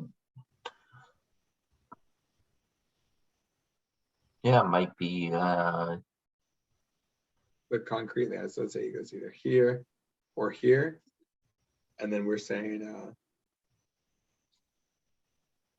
that mate? Not quite. I mean, he still has the. Oh, maybe. Well, if he goes to a1, he's smothered. That's a Yeah. smothered mate. That's a nice smothered. It's beautiful. It's beautiful. It's his knights. Well, your bishop covers b1 too. His knights are in his way. He's in the corner. Knight covers b2. Knight covers a1. Game. If he goes to c1, his knight takes b3 also mate, because he can't go to c2. Send check on c1. Knight's on d1. Rook's on the file. Creating a laser beam they can't walk into. So can he move away? Can he move anywhere? Away, block, or capture? Can't block a knight check. Can't capture the knight on b3. Can he move away from c1? I don't think so because of the rook. The rook guards. I mean, the rook and the bishop covers the black bishop Right. covers. Right, that's in the way. Bishop covers the knights there anyway. Yeah, that might be it. You're hitting c1, and the knight on d1. Remember that covers b2. So yeah, he's getting mated on c1. Okay, that's pretty cool. So yeah, that's because that way. And then, oops, let me get rid of this. I go back to the mouse. So if he goes to c1 first, okay, where are we? Oh, we are here. And it, no, oh yeah, well, I'll just play it out. So here, that's mate, and that's mate. But if he goes to, where are we? Here. Then we check him, and where's your, so calculate there. Where's your mate from this one after rook d1? Just a question, does the knight drop down or does the rook drop down, depending on where he walks into check?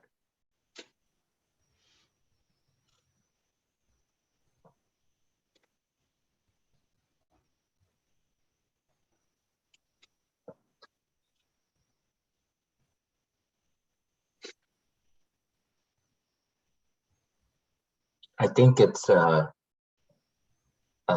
then rook captures b1.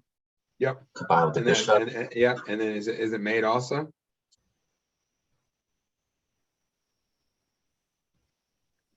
That mate, guys? I believe so. There's no real escape. And that's my miscap. Yeah. Yeah, the bishop's covering b1, and the rook is attacking. Just use all the colors. The rook's attacking there. And then as for the x's, he's in check. So that, oops, let's choose an x for taken away. So he's in check right there. That's covered by the rook. Rook's covered by the bishop. Rook covers those squares next to it. Knight's in the way. Pawn covers creating a mating net. Pawn's in the way. Knight's covering anyway.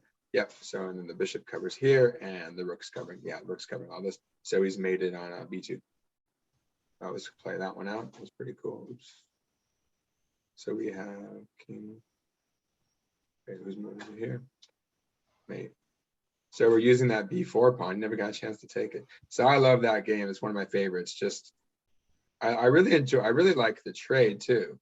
But you just see this just gives you a sense of how rich the King's Indian is. But this is an interesting attempt by White, the same-ish, but really Karpov mixed it up kind of like he really should have castled the king side a lot. Well, the same-ish is like treating it like it's a dragon, you know, as if you're playing a Yugoslav attack.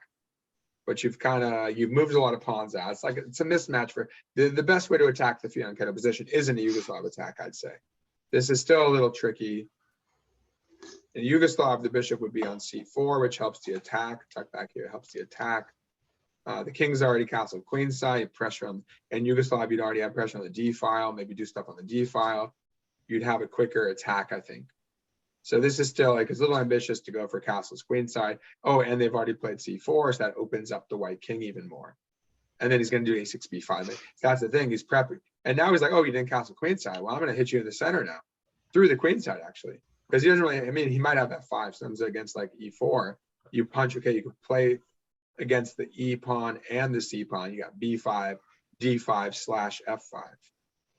So yeah, lots of play for black here. And white's a little behind. So he exploited that nicely. And then, yeah, I just like you have to, yeah, you should study this. I'd recommend study this. Look up rated G, Kasparov rated G chess games. Show chessgames.com or whatever, wherever it comes. That'll have the pun. You can find it there. And then he just pushes him back. Well, voluntarily. Well, I mean, I just don't get Karpov's play. Like why he was just off. He must have been he had been psychologically defeated by Kasparov. So he's making these counter and productive kind of self-defeating moves. Like, why are you letting the knight come in with you're like wasting a move? Let the knight come in.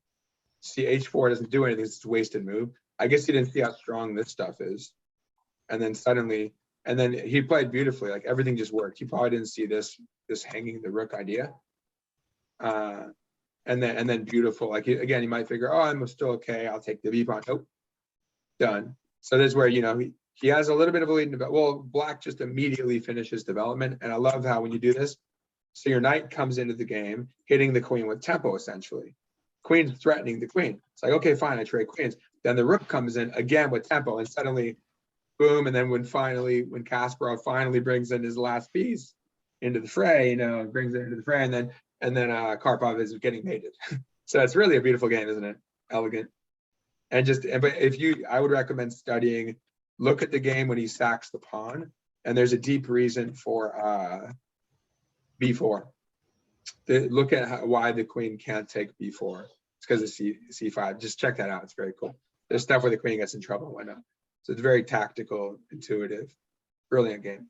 But yeah, not huge sack, basic pawn sacks, exchange sacks, stuff like that, but all for activity and to punish Karpov for misplaying the opening. So there's that. And then, well, the Petrosian game is from the King's Indian attack. I call it Petrosian's Rose. It's like he gets this, he gives his opponent, I guess, the Rose of Death or something. It's like a kiss of death, kind of. That's a nice one. I had a blog on this a while. No, that's the game. Oh, I didn't realize I made a blog on this one. Okay. So where is that's the one. It was the wrong one. Petrosian game. But and then while we're still on the King's Indian, I just want to show you, a couple other ways it might go, just so it's pretty comprehensive.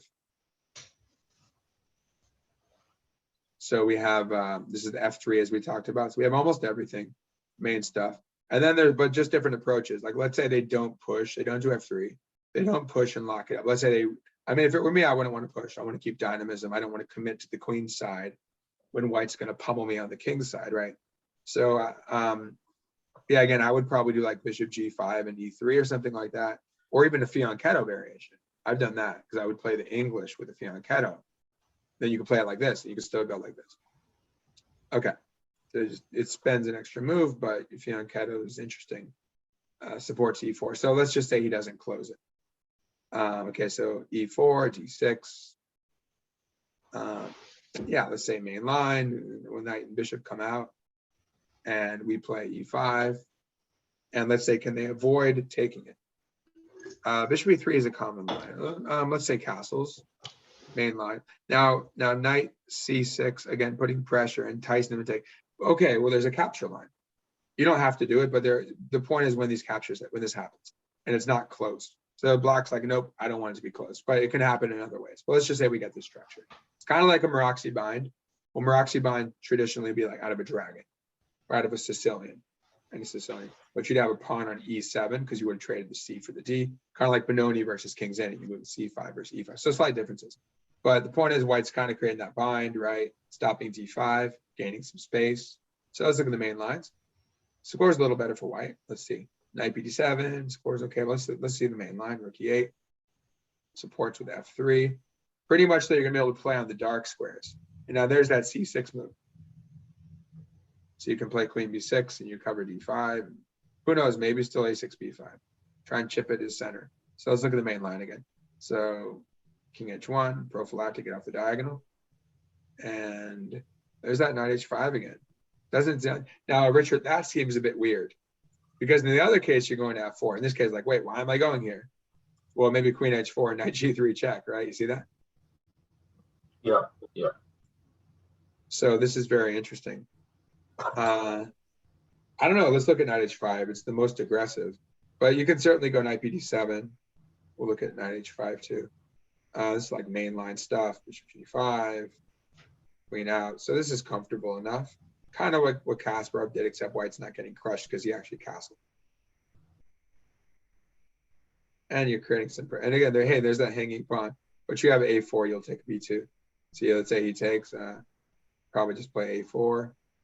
And then you're happy here. Not really a poisoned pawn. You gain a tempo and stuff. And they've both taken a pawn, but it's real loose.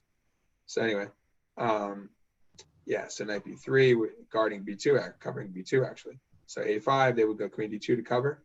Why not? a4, hit the queen. Okay, we have to move back. Wait, which one scores really well? Knight c5. Why not? See what happens. They take. Well, now we've got that grip here. We would love to have a knight ready to go. We'd have to do quite a bit of maneuvering to get a knight in here, but we can still hit the d file. Okay, I don't know about rook a1. That's super passive. Okay, I don't know. What do they do? Okay, let's say, I don't know, queen c2. Fine. Let's see what happens. I don't know. He's hitting a4, queen a5. Okay, e1, knight g7, reroute the knight, open up the bishop. a3. Now I'm just getting squeezed in there. Gotta watch out for your a pawn though. And there's the maneuver actually. That's it. It's a very clear maneuver. Bishop f5, interesting. Let's check the computer here. Let's see what it thinks. Probably even, close to even. Saying literally even. He wants to mess up white's pawn structure as well. With bishop f5, how is that bad? Saying, yeah, this is correct. Yeah, and then he took, and that's just ugly. So somehow he drew that, but that looks pretty strong for white. So it's saying, you know, maybe just double his pawns up. And we both have double pawns, but his are weaker. They're all split, right? Isolated. And then again, there's your bishop f5 move. And so if he takes, just come in. Take it back. Wait, what is going on? Gonna run into trouble on the e file. Okay, can you do a desperado?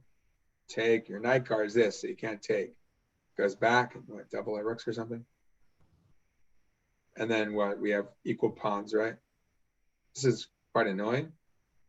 I don't know. I mean, white's getting that. White's hitting this king side though. Equal pawns now. White's queen side's weak. Anyway, it's a mess. But if he goes here, yeah, that's pretty sketchy. I would feel uncomfortable with this. But if he takes, I guess you have rook takes c3 or something. He's saying like you could take with the queen here. Yeah, I don't know. It's a big mess. But this comes out anyway. This comes out of what? Just to go back to the general line. So just creating pressure. So the idea is you go c6 and queen b6. You have pressure on the queen side, pressure on the center. And again, anytime you have this opening, like they got to watch out. It's like a dragon too, like an accelerated dragon. Those quick lines where you get the quick pressure on d4, so he retreats. I mean, there's stuff like knight takes, right? To unleash the bishop. So you retreat, block the queen, just hit him with a5, a4. So the point is black has a lot of play. And black ended up doing fine after knight c5. You don't have to do knight c5. But in that game, yeah, don't take g6. In that game after when knight c5, this is the main move. Computer likes it. Queen d8. Knight's hanging, move the knight back. Very much like a Maroczy bind setup, you know. So you do two things. One is you play on light squares if you can make a break to d5, or you just play on the dark squares because you have access like to c5 and you can't go b4. You take on passant. It's especially attractive though. Let's say white has a3 in. You love that situation because now they can't go b4. You take on passant. Whereas now, if they were to do it, you know, they could at least take back and try to play b4. They become more rigid if they ever play a3. So if they ever have a3, you definitely want a5, a4, almost certainly. And then here's a line was like Kasparov did with this knight maneuver. And yeah, you just get a lot of play on the dark square. So very similar if you have a Maroczy bind playing against that. And maybe white's has more space, but they have to be careful because they have some, again, those dark squared weaknesses. And black, yeah, now computer's saying it's almost even, it's slightly better white. Black drew 2 games here. Similar ratings actually, so that's realistic. That black wasn't, you know, lower rated or much higher rated. If they were much higher rated in drawing, that's not great. But equal rating gives you a sense, equal rating, equal score. So it must not be too bad for black. But this is another way it can go. So that's if black voluntarily takes. I probably wouldn't voluntarily take, but maybe give the option for that to happen. Does that make sense? There's just a lot of play on dark squares, a lot of maneuvering. That can certainly come about though. But that's if white chooses not to bypass. They could do it. Some people will go right away if they really like this position. And if they do it right away, remember we talked about c5. Well, in that line, a knight ended up on c5. It's an important square because remember, white has pushed, weakening dark square. Now in the previous line, it's much more dynamic and way more open, and you just put pressure through your bishop. Now it's a little slower. Remember, we've looked at lines where knight comes into d4 and stuff. So we're going to work these. We're going to work all those squares. Remember, knight h5 f4. Some lines where they push, you get a knight into d4, you get a knight into c5. But the point is, you go a5. So now there's no b4. Therefore, we call that an artificial support point. Have you guys heard of an artificial support point? The grip on c5. Because technically, it's not a weak square. You're trying to make it weaker. It's technically not weak. Like, let's say white has double pawns. There's no way a pawn can attack c5. So you can just like anchor in your knight. Technically, they have the option here. But like I said, it's harder to achieve because the pawn's here. So like, let's say something random happens, just to give you a sense. Knight a6. Okay, sure, bishop, let's say bishop b3, they don't directly do anything. There's that knight h5 again. Now we're hitting all those darks. You see how we're working those dark squares? Beautiful. Across the board. Hitting the dark squares. So we can try to dominate here. Here's a knight coming in at 4. Okay, let's say the castle. Hit him with f5. Let's get our knight. I want my knight on c5. But let's say, okay, great. Open up our bishop. So this is a nice example too. Okay, we open this up. It's actually very similar to what we analyzed, but now we have knight c5 at some point. But we don't really want them to take. This guy just took on b2. I mean, I don't mind the inclusion of bishop f5 like it's suggesting. Rook b1. Bishop goes back and you pick off a pawn.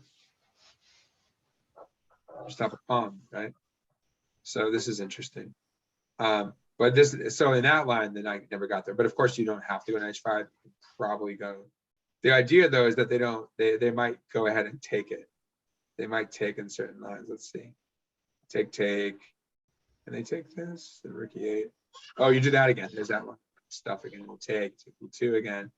The big mess. b1. They're not castling now. So yeah, this can get dangerous for white. But the point is, he has an option of taking. So let's say he goes bishop g5 as it suggests. And we can kick it. Why not? Can we go knight c5? That is a move. Let's just get that in just to show you. And then I'm sure develop the pieces. And the idea though is that again, a3, we're gonna hit with a4 almost certainly. If we don't do anything, he's going to be. See, now it's not a bayonet. In a bayonet, it can't do a3 b4 because you'll take the rook, or we take the rook. In this version, the knights come out. So if they get b4, and like let's say again, if you do something random, they get it in and they're happy because this doesn't do anything. The queen just takes the a file, and you got to move your knight, and then they play for c5. And what's the point of that going knight c5? This is obviously they covered this. That's why they went knight d2. They can play f3, f4, stuff like that. But the point is, they're booting you out of there. You don't want. They're getting a big initiative. So the point is, that's why you do not just let them play a3, b4. They go a3. Well, your bishop's here. That's one reason I think. Support this move. And now they can't go. They don't want to go there. But take en passant. Ouch. That looks dangerous. Well, that's kind of cool. Wait, what's going on? He went here. Wait, what is this? So you take here. The bishop takes. Wait, so he's currently down a piece, but oh, you take back with a mate threat. Okay, let's say goes f3, check, and then mate's coming. That's pretty cool. So that's a sneaky tactic, though. Very sneaky. That's like some computer line. You have to be looking real carefully to see that ahead of time. So you can't do this because it's a sneaky line. But just in general, I mean, even structurally, you can see it's not good for white, right? It's not a good situation. So that's the point. Where if they're going to play for b4, they have to go b3, then a3, then b4. So there's no more en passant. Like you get this, like we were looking. But a3 is immediately this common theme. He's rigid, very rigid. Nice. Yeah, he's very rigid, right? I mean, white actually did this and ended up winning, but black is fine. Some weaknesses, but that's if we go in right away. A lot of people didn't actually opt to go in, but the point is you have the option. So when I said artificial support point, I mean fundamentally they do have an option to play later on. Like again, b3, a3. It's harder though. So by going a5, you're not just letting them hit you. That's why you again, effectively they do if they go a3 b4, but you don't let them. You say I'm going a4. You have your rook and knight covering a4, but you guys know what I mean by artificial support point.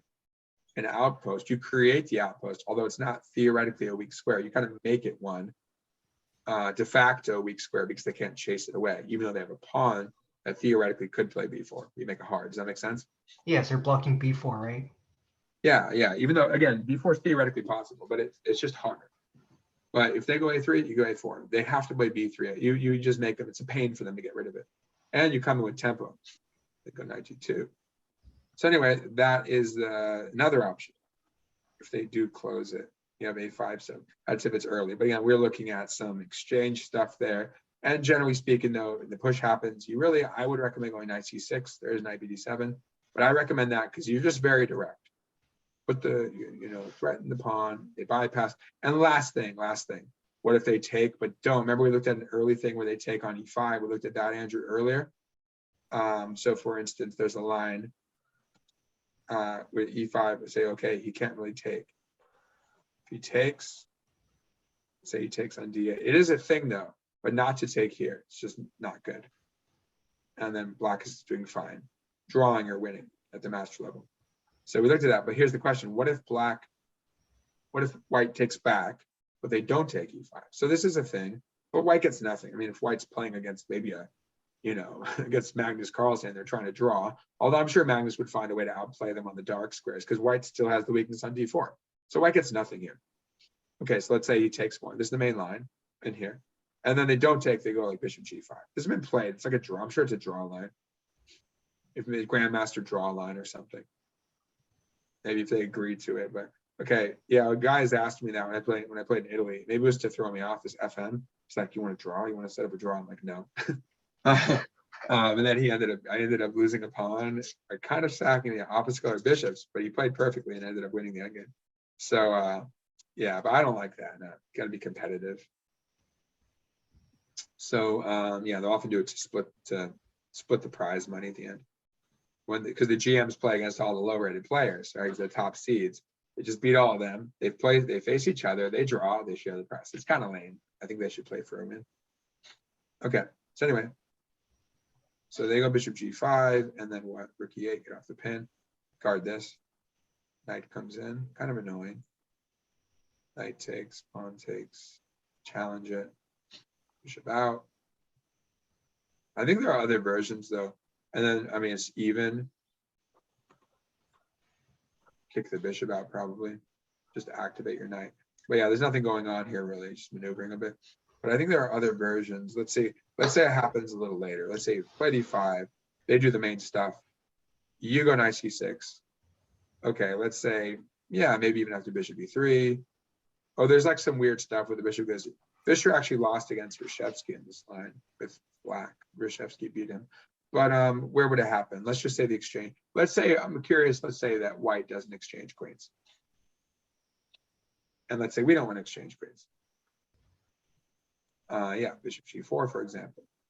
Okay, they're supposed to take. Let's just say they go queen c2 or something. Then this is great. And just some example.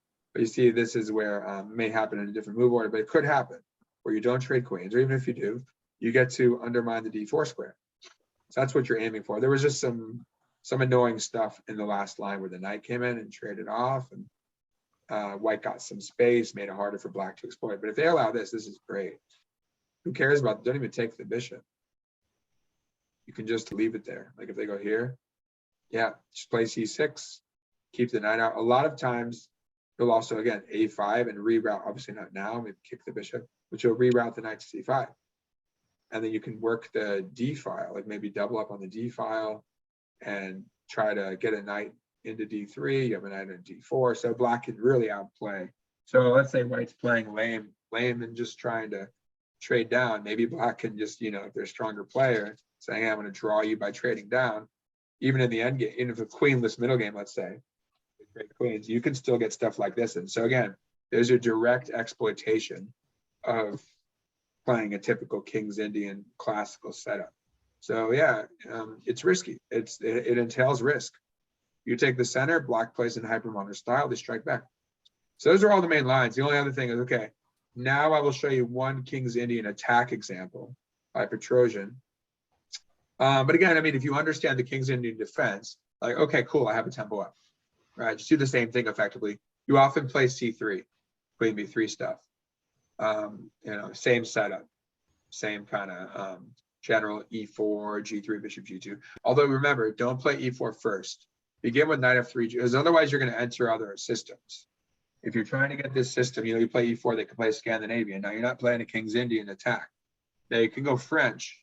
They can play a French, but then you can get a King's Indian attack. But there's certain lines. They can go Sicilian. Now you're playing a close Sicilian, so it's not, sort of. That can sort of be, they can pretty much get that if they want. Sort of a king, it's like a close Sicilian in those cases. You can't really avoid that. But yeah, e4, e5, certainly. e4, e5, that's not really a King's Indian.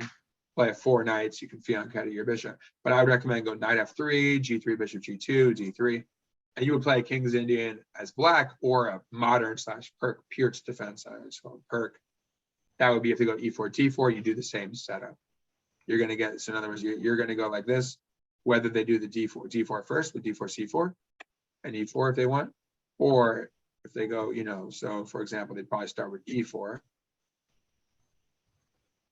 And then knight f6 is Alekhein's defense. So you're going to go d6 here. So they can't play e5 right away.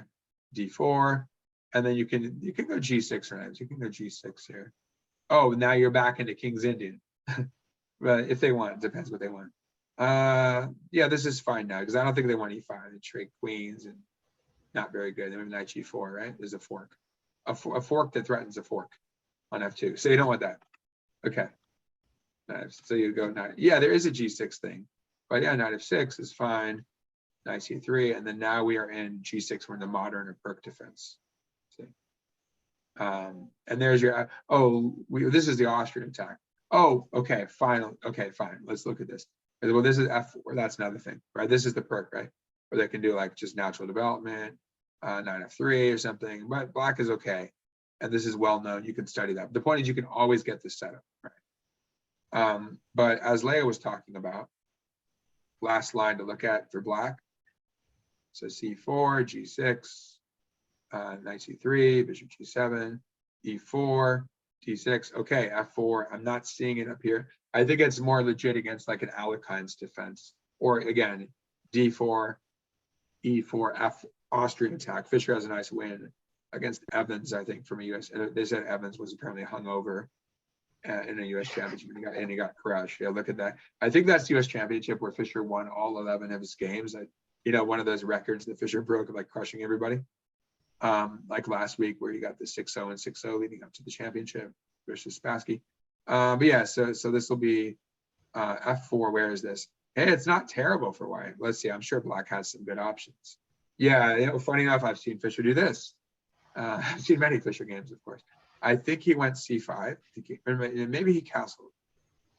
And something like this happened, and he went c5. And then just went crazy. Just smashed the center. Yeah, e6 is the main line. I think the guy just went all out and didn't work. That's an interesting game, though, if you could find it. So takes, but see, again, like this stuff can become a Benoni. So it's kind of like a Benoni right now. This is a Benoni. Because with this, now it's a Benoni where white then plays f4 and knight f3. It just transposes me. I think this is a Benoni. Because again, Benoni's with c5, king's in with e. So it's as if, you know, you play this, and you play e6. So instead of e5. But yeah, it can transpose. But yeah, once you're here, it's just you can study the lines. It's not that common. I'm sure some people will try it though. So figure, hey, let me take the center. I'm going to take the whole center. It's like very classic, almost extreme, maybe classically to the illogical, to its illogical extreme. And they're kind of begging for some punishment. So yeah, you have like bishop g4, and again working for trying to work those dark squares by undermining the knight. You're making it harder for him to achieve this also. Was that a Ding game? Ding Drew report. Yeah, we had some. Gershak beat a low-rated player, low-rated GM. So yeah, it's just a weird, kind of a weird offbeat line for white. No, I mean, no, never mind. No, it does come up. It does come up at f4. But anyway, you could study this. This is kind of Benoni territory. But basically just smash their center if they go like this. But interestingly though, it seems the way to do it is c5 actually. c5 now, let's say. Or bishop g4 looks like a thing. Okay, now if they take again, oh, that's fine. Oh, this might have been the Fischer game. Queen a5. Say they take d6. I think he just keeps developing. Oh, no, he's threatening e4 though. You can't do that. So what do they do? Bishop d3 to guard the pawn. You just do this, but you keep on offering stuff. Now you're hitting this. If he takes, yeah, we'll just take this. Not really an offer. You can't go here, you take. And if you move the, no, you can't, you're just losing material, right? So yeah, that gets messy. But anyway, that's just a sense. You can study that. It's probably kind of rare to move all 4 pawns, but it sounds like you should. Looks like the best option. I remember Fischer did that, hit it with c5, and then just, yeah, you're hitting those dark squares. But by not going e5, I think you're more quickly opening up. You're more quickly opening the bishop as you see those lines.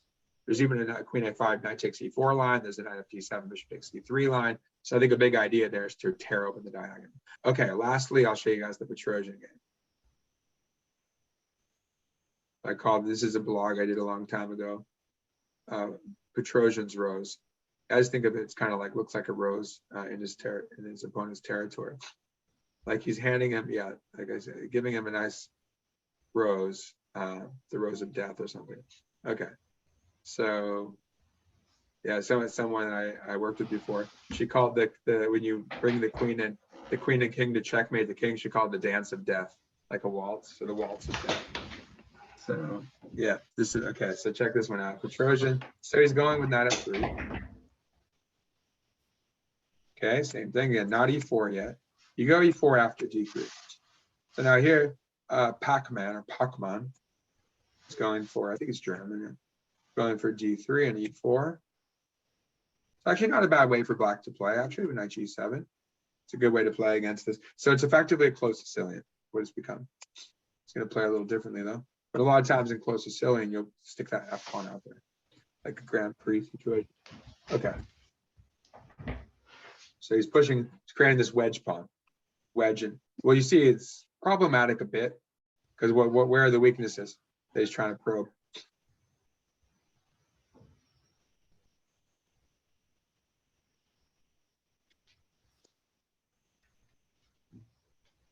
Where's the main weakness? With the general weaknesses in black's position, where would those be?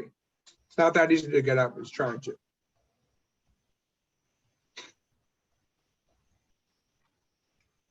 Based on the pawn structure. D6, I guess. Yeah, if you get a knight in there, you'd be very happy. I mean, of course, he has to challenge it. And f6. Maybe like bishop g5, maybe throw your h-pawn at him. Fischer has done something with bishop f4. That's another great game. A knight in Tunisia. They call that one a knight in Tunisia. A KN knight in Tunisia. Where he gets the bishop here, he overprotects it, but throws his h-pawn at him. That's a nice game. It's a very similar structure. It's out of a French, actually. Okay, so he gets rid of it. But he's still got those weaknesses. So we start with this. It's a very modest setup. But you see, it's just comfortable for him. So knight b3, hitting c5. It's the queen, so gaining tempos. At e5, why not? And then he can stick the knight on c4 and work at c. He's going after d6. Why not? It's a very logical play. Now, instead of taking back, he inserts this move. Fischer says, so Fischer actually annotates this game. He says, very nice tempo move. Takes back, opens. So you'll see he just, out of nowhere, it seems like out of thin air, he has an attacking position. He has rook a5 now. He actually can work laterally as well. Now it's weakening. b6 is weak, d6 is weak, diagonal, right? f6 is weak, h6 weak. Imagine we maybe trade off the bishop. I think he does. Should b6, should f6, queen f3. Okay, wait a second. Don't look, don't look. Yeah, I want you guys to guess this. Okay, so you're just pressing him, attacking the knight. But it's very important. Look at this. He's already basically winning. So out of nowhere, he has this it seems like out of nowhere, he's beautiful position. So it's interesting how modest it is, though, right? I mean, he goes for e5. He's opening up some lines, trying to exploit the weakness on d6 in particular. He's got to, gets a tempo on the c5 pawn. And if black ever plays b6, you got to worry about the diagonal and all this. But he's got basically what happened is he gained some tempo. The queen kind of got misplaced. Actually, I think I've seen this. If it were me, I'd probably go knight f5 when he takes it. I'd probably stick my knight on f5 and try to take back with my knight. Seems more natural, I guess. When the queen took, you see, he learned his lesson, and we can learn from that. I think it's just not the right way to go. Now suddenly the queen's in. She figures she'll move away. But he gains a tempo here to quickly gain a tempo on the queen. Everything just worked out for him. No need to take. If you take, pawn takes, he has pressure on c2. Then black has clear play, right? Bishop out, rook c8, pressure on c2. He just ignores him, or he counters. And then he just comes in. But now, again, the idea of knight c4, another tempo, hitting d6 and all that. And then suddenly, knight takes b3 was just unnecessary, right? Because then suddenly he's getting the a file. And the queen's misplaced on b4, b5, because she's getting hit by rook a5. Now we have a tempo on the knight. I don't know whether rook e8 would have been better than maybe like queen h4, queen g4 to h4, hitting e7 again. Nah, he's knight e5. That's hard to say. Why not rook e8? Actually, maybe that might have been better than like bishop e5 with ideas of knight d6. Yeah, because the moment he goes rook e8, he's walking into knight d6 stuff. So you see that d6 square is being utilized really well. Hits him with tempo, king g7, and why not? Let's go rook e4. Now we have like rook f4 ideas, or maybe rook h4 later. Maybe throw your h-pawn at him. Pressure on the diagonals. Knight's ready to go. We can double rooks or hit a5 or rook a4 and swing. So there's too many ideas. He's probably winning, probably really close to winning at this point. And you just see that the development's way. Okay, so try to find the finish now. Famous line. What do you think Petrosian did? And I guess we'll finish it there. A beautiful finish by Petrosian.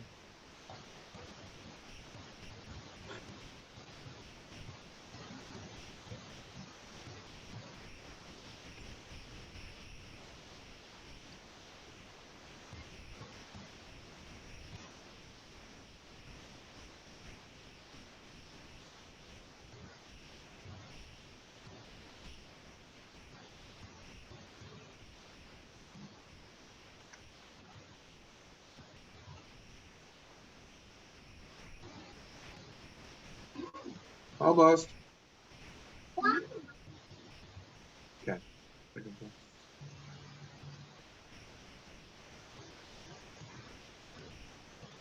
And Matt, I hear like some like water sound in the background over there. Oh, sorry. No, it's I like, didn't realize I was unmuted. washing machine or something. I know it's all good. Well, I have sounds. I also have sounds in the background coming in. So, what do you guys think? Any ideas for some aggressive plans / fireworks here?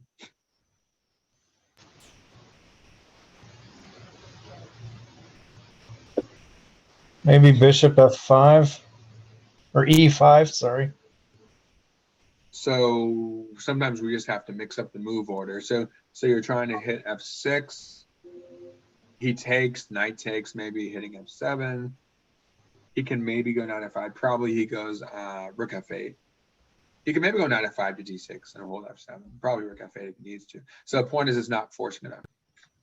Well, maybe rook f4 actually. Rook f4 might be immediate. He still has knight f5 probably. Hitting the bishop. It's tricky, but you have a lot of ideas here. But the point is, you have an attack on the king. All he has right now to help him is his bishop, or the bishop's a target. Then the knight f5 stuff, maybe.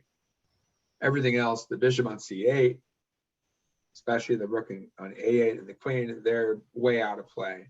So he pretty much has like 2 or 3 pieces to help him out, and white has like 5 attackers. They say if you have 5, I mean across the board, but that knight can quickly come into the fray. Say if you have 5 attackers, I mean maybe the bishop on g2 might help out, especially 4, they're pretty direct. They say if you have 5 attackers, you should be decisive, pretty good to go, pretty much good to go. Okay, you just need the opening. So what else? Well, it's a tactical situation. King's exposed, bishop's loose, pressure on the knight. Again, black's pieces are misplaced, away from the king, far flung. So that should give you a sense that we can launch an attack on the king. Lots of open lines like the rook lift, bishop diagonal stuff like bishop e5. So we should look for forcing moves then to finish it. What are some forcing moves here? Bishop e5 is a threat, so it's a lower level forcing move. We don't look for capture checks and captures, and then threats. So what do you guys see? What are the top moves we need to look at? I mean, that may or may not work, but we have to consider. Well, sacking the queen comes to mind. You have to look at it. It's your only capture check. It's your only check, right?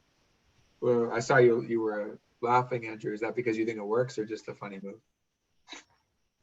I mean, that's kind of like a nuclear option to sack the queen. Yeah, but it's a hint because it's a famous game.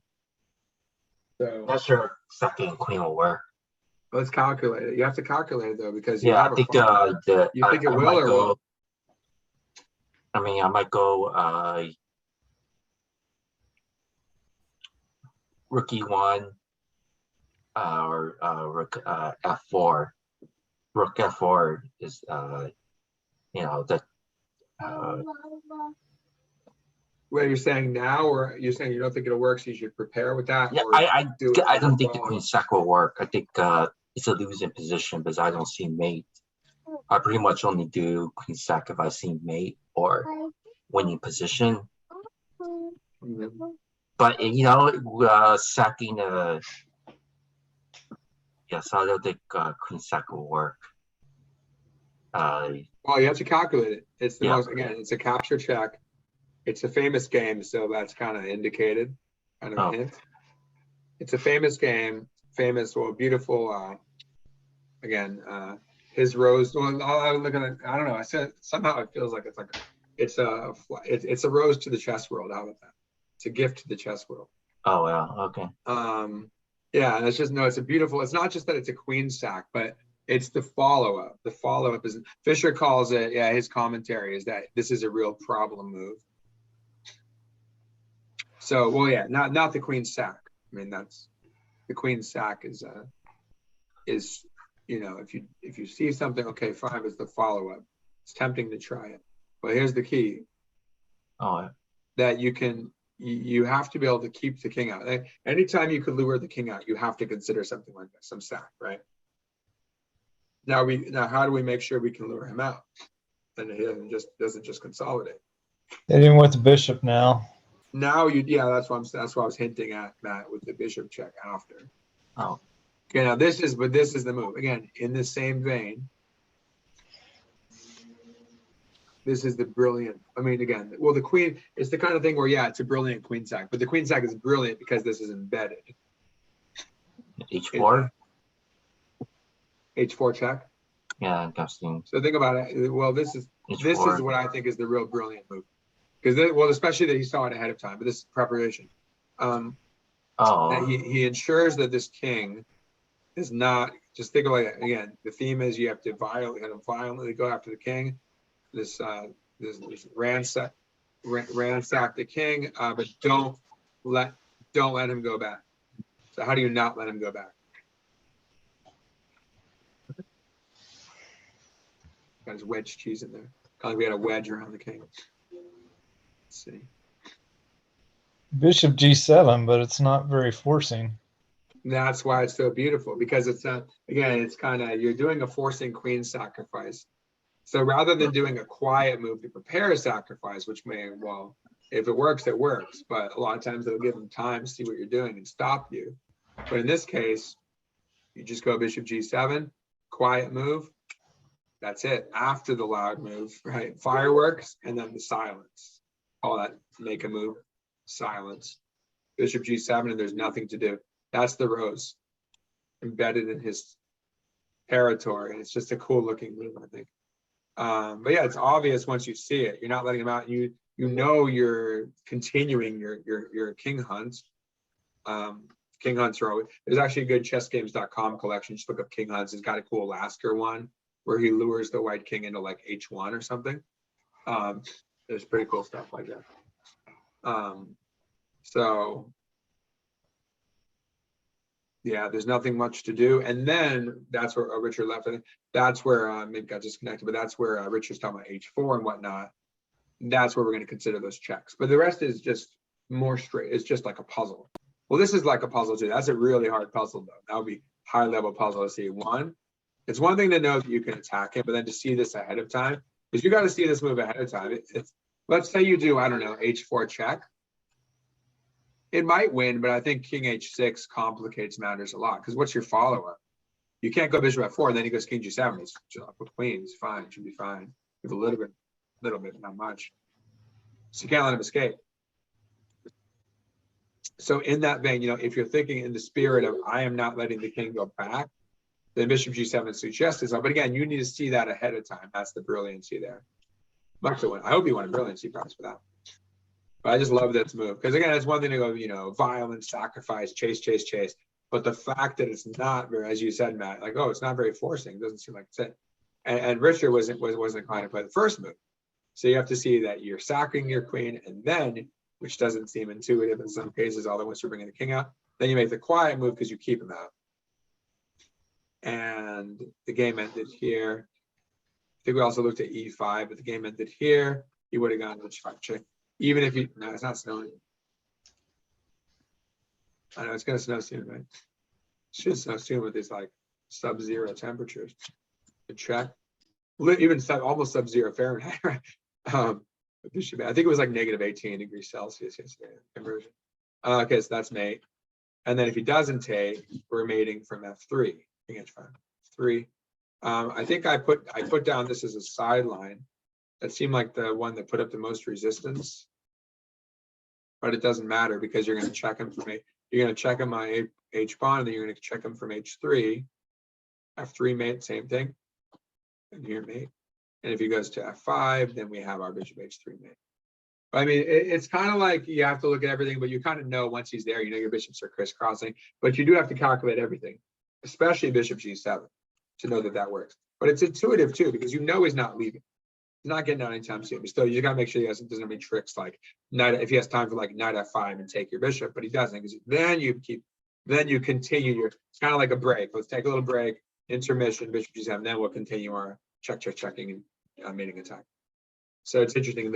It's like rather than doing the prelude to the attack, it's kind of a little intermezzo in there, and then boom. But that is your preparation. It's just like delayed prep, insertion. There's a little more prep. So you guys have any questions about that? So I love that game. But it's not, it just shows you the flexibility because you get so many types of positions. This is more of a Sicilian kind of feel. It's close Sicilian. Depends what black does. The Fischer game, if you look up a knight in Tunisia, that's out of a French, same structure, but black plays a French. So that rather than playing the trade here, black has d5 and white bypasses with e5. You come out of any opening, but you do the same, no matter what. Black can't stop you from doing this if you're playing white. Pretty much, again, if you're playing with black, you'll either be playing effectively King's Indian or modern Turk defense. You guys have any questions about it?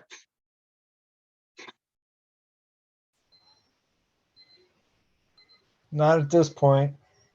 Is this on chessgames.com? This one, I'll send you the links real quick.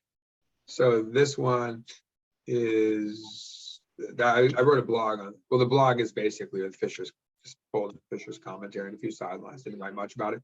But I have that one as a blog. And the other one, I'll pull in a night in Tunisia.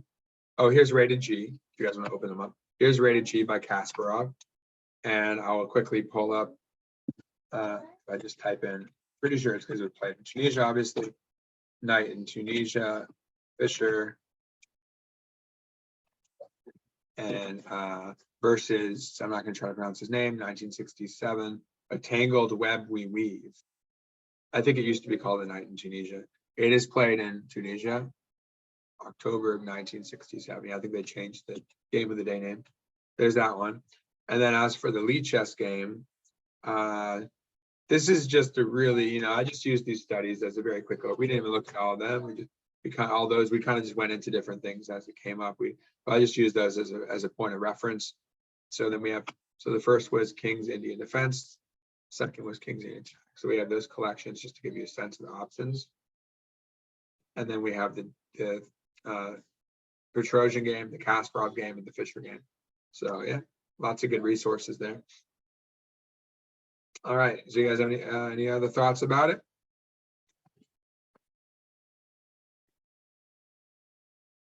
I think she has some thoughts on it. Over there. Well, Are you gonna be here next week? Probably, yeah. Yeah, I'll be at the library as well on Wednesdays. Yeah, Saturdays. They're not really falling. Don't really fall on any holidays. Well, New Year's Eve. No, New Year's Eve is on Sunday. Yeah, that's on Sunday. So No, yeah, New Year's is Sunday. Huh? New Year's Day is Sunday. Oh, is Monday the Year's Eve 2nd? is Oh, next Monday's the Saturday. 2nd, huh? Oh, okay. So yeah, but early in the day is probably fine.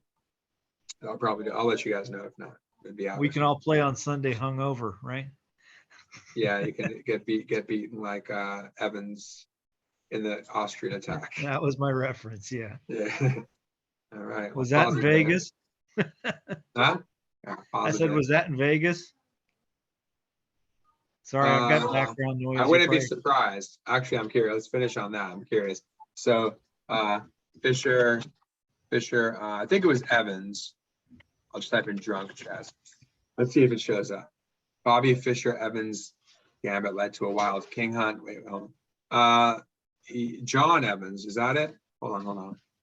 That's an exhibition game. I don't know, but you have to look up. I think it was from his. I'm curious. I'm gonna find. Hold on. I'm curious. I think this is from his. This is from his U.S. Championship, where he won all the games. No, they don't have it there. Anyway, yeah, if you look up the one where he won all his games, I'm pretty sure it's one of those. Then we'll have to find out, but probably was in Vegas. Wouldn't be surprised, unless he just gets drunk everywhere. Yeah, there's some chess players for sure, that reputation, and who have actually played pretty well drunk in some cases. All right, well, I ended that. Not to endorse that in case there are any kids watching, but yeah, and then they probably died of pancreatic cancer. But yeah, I did that.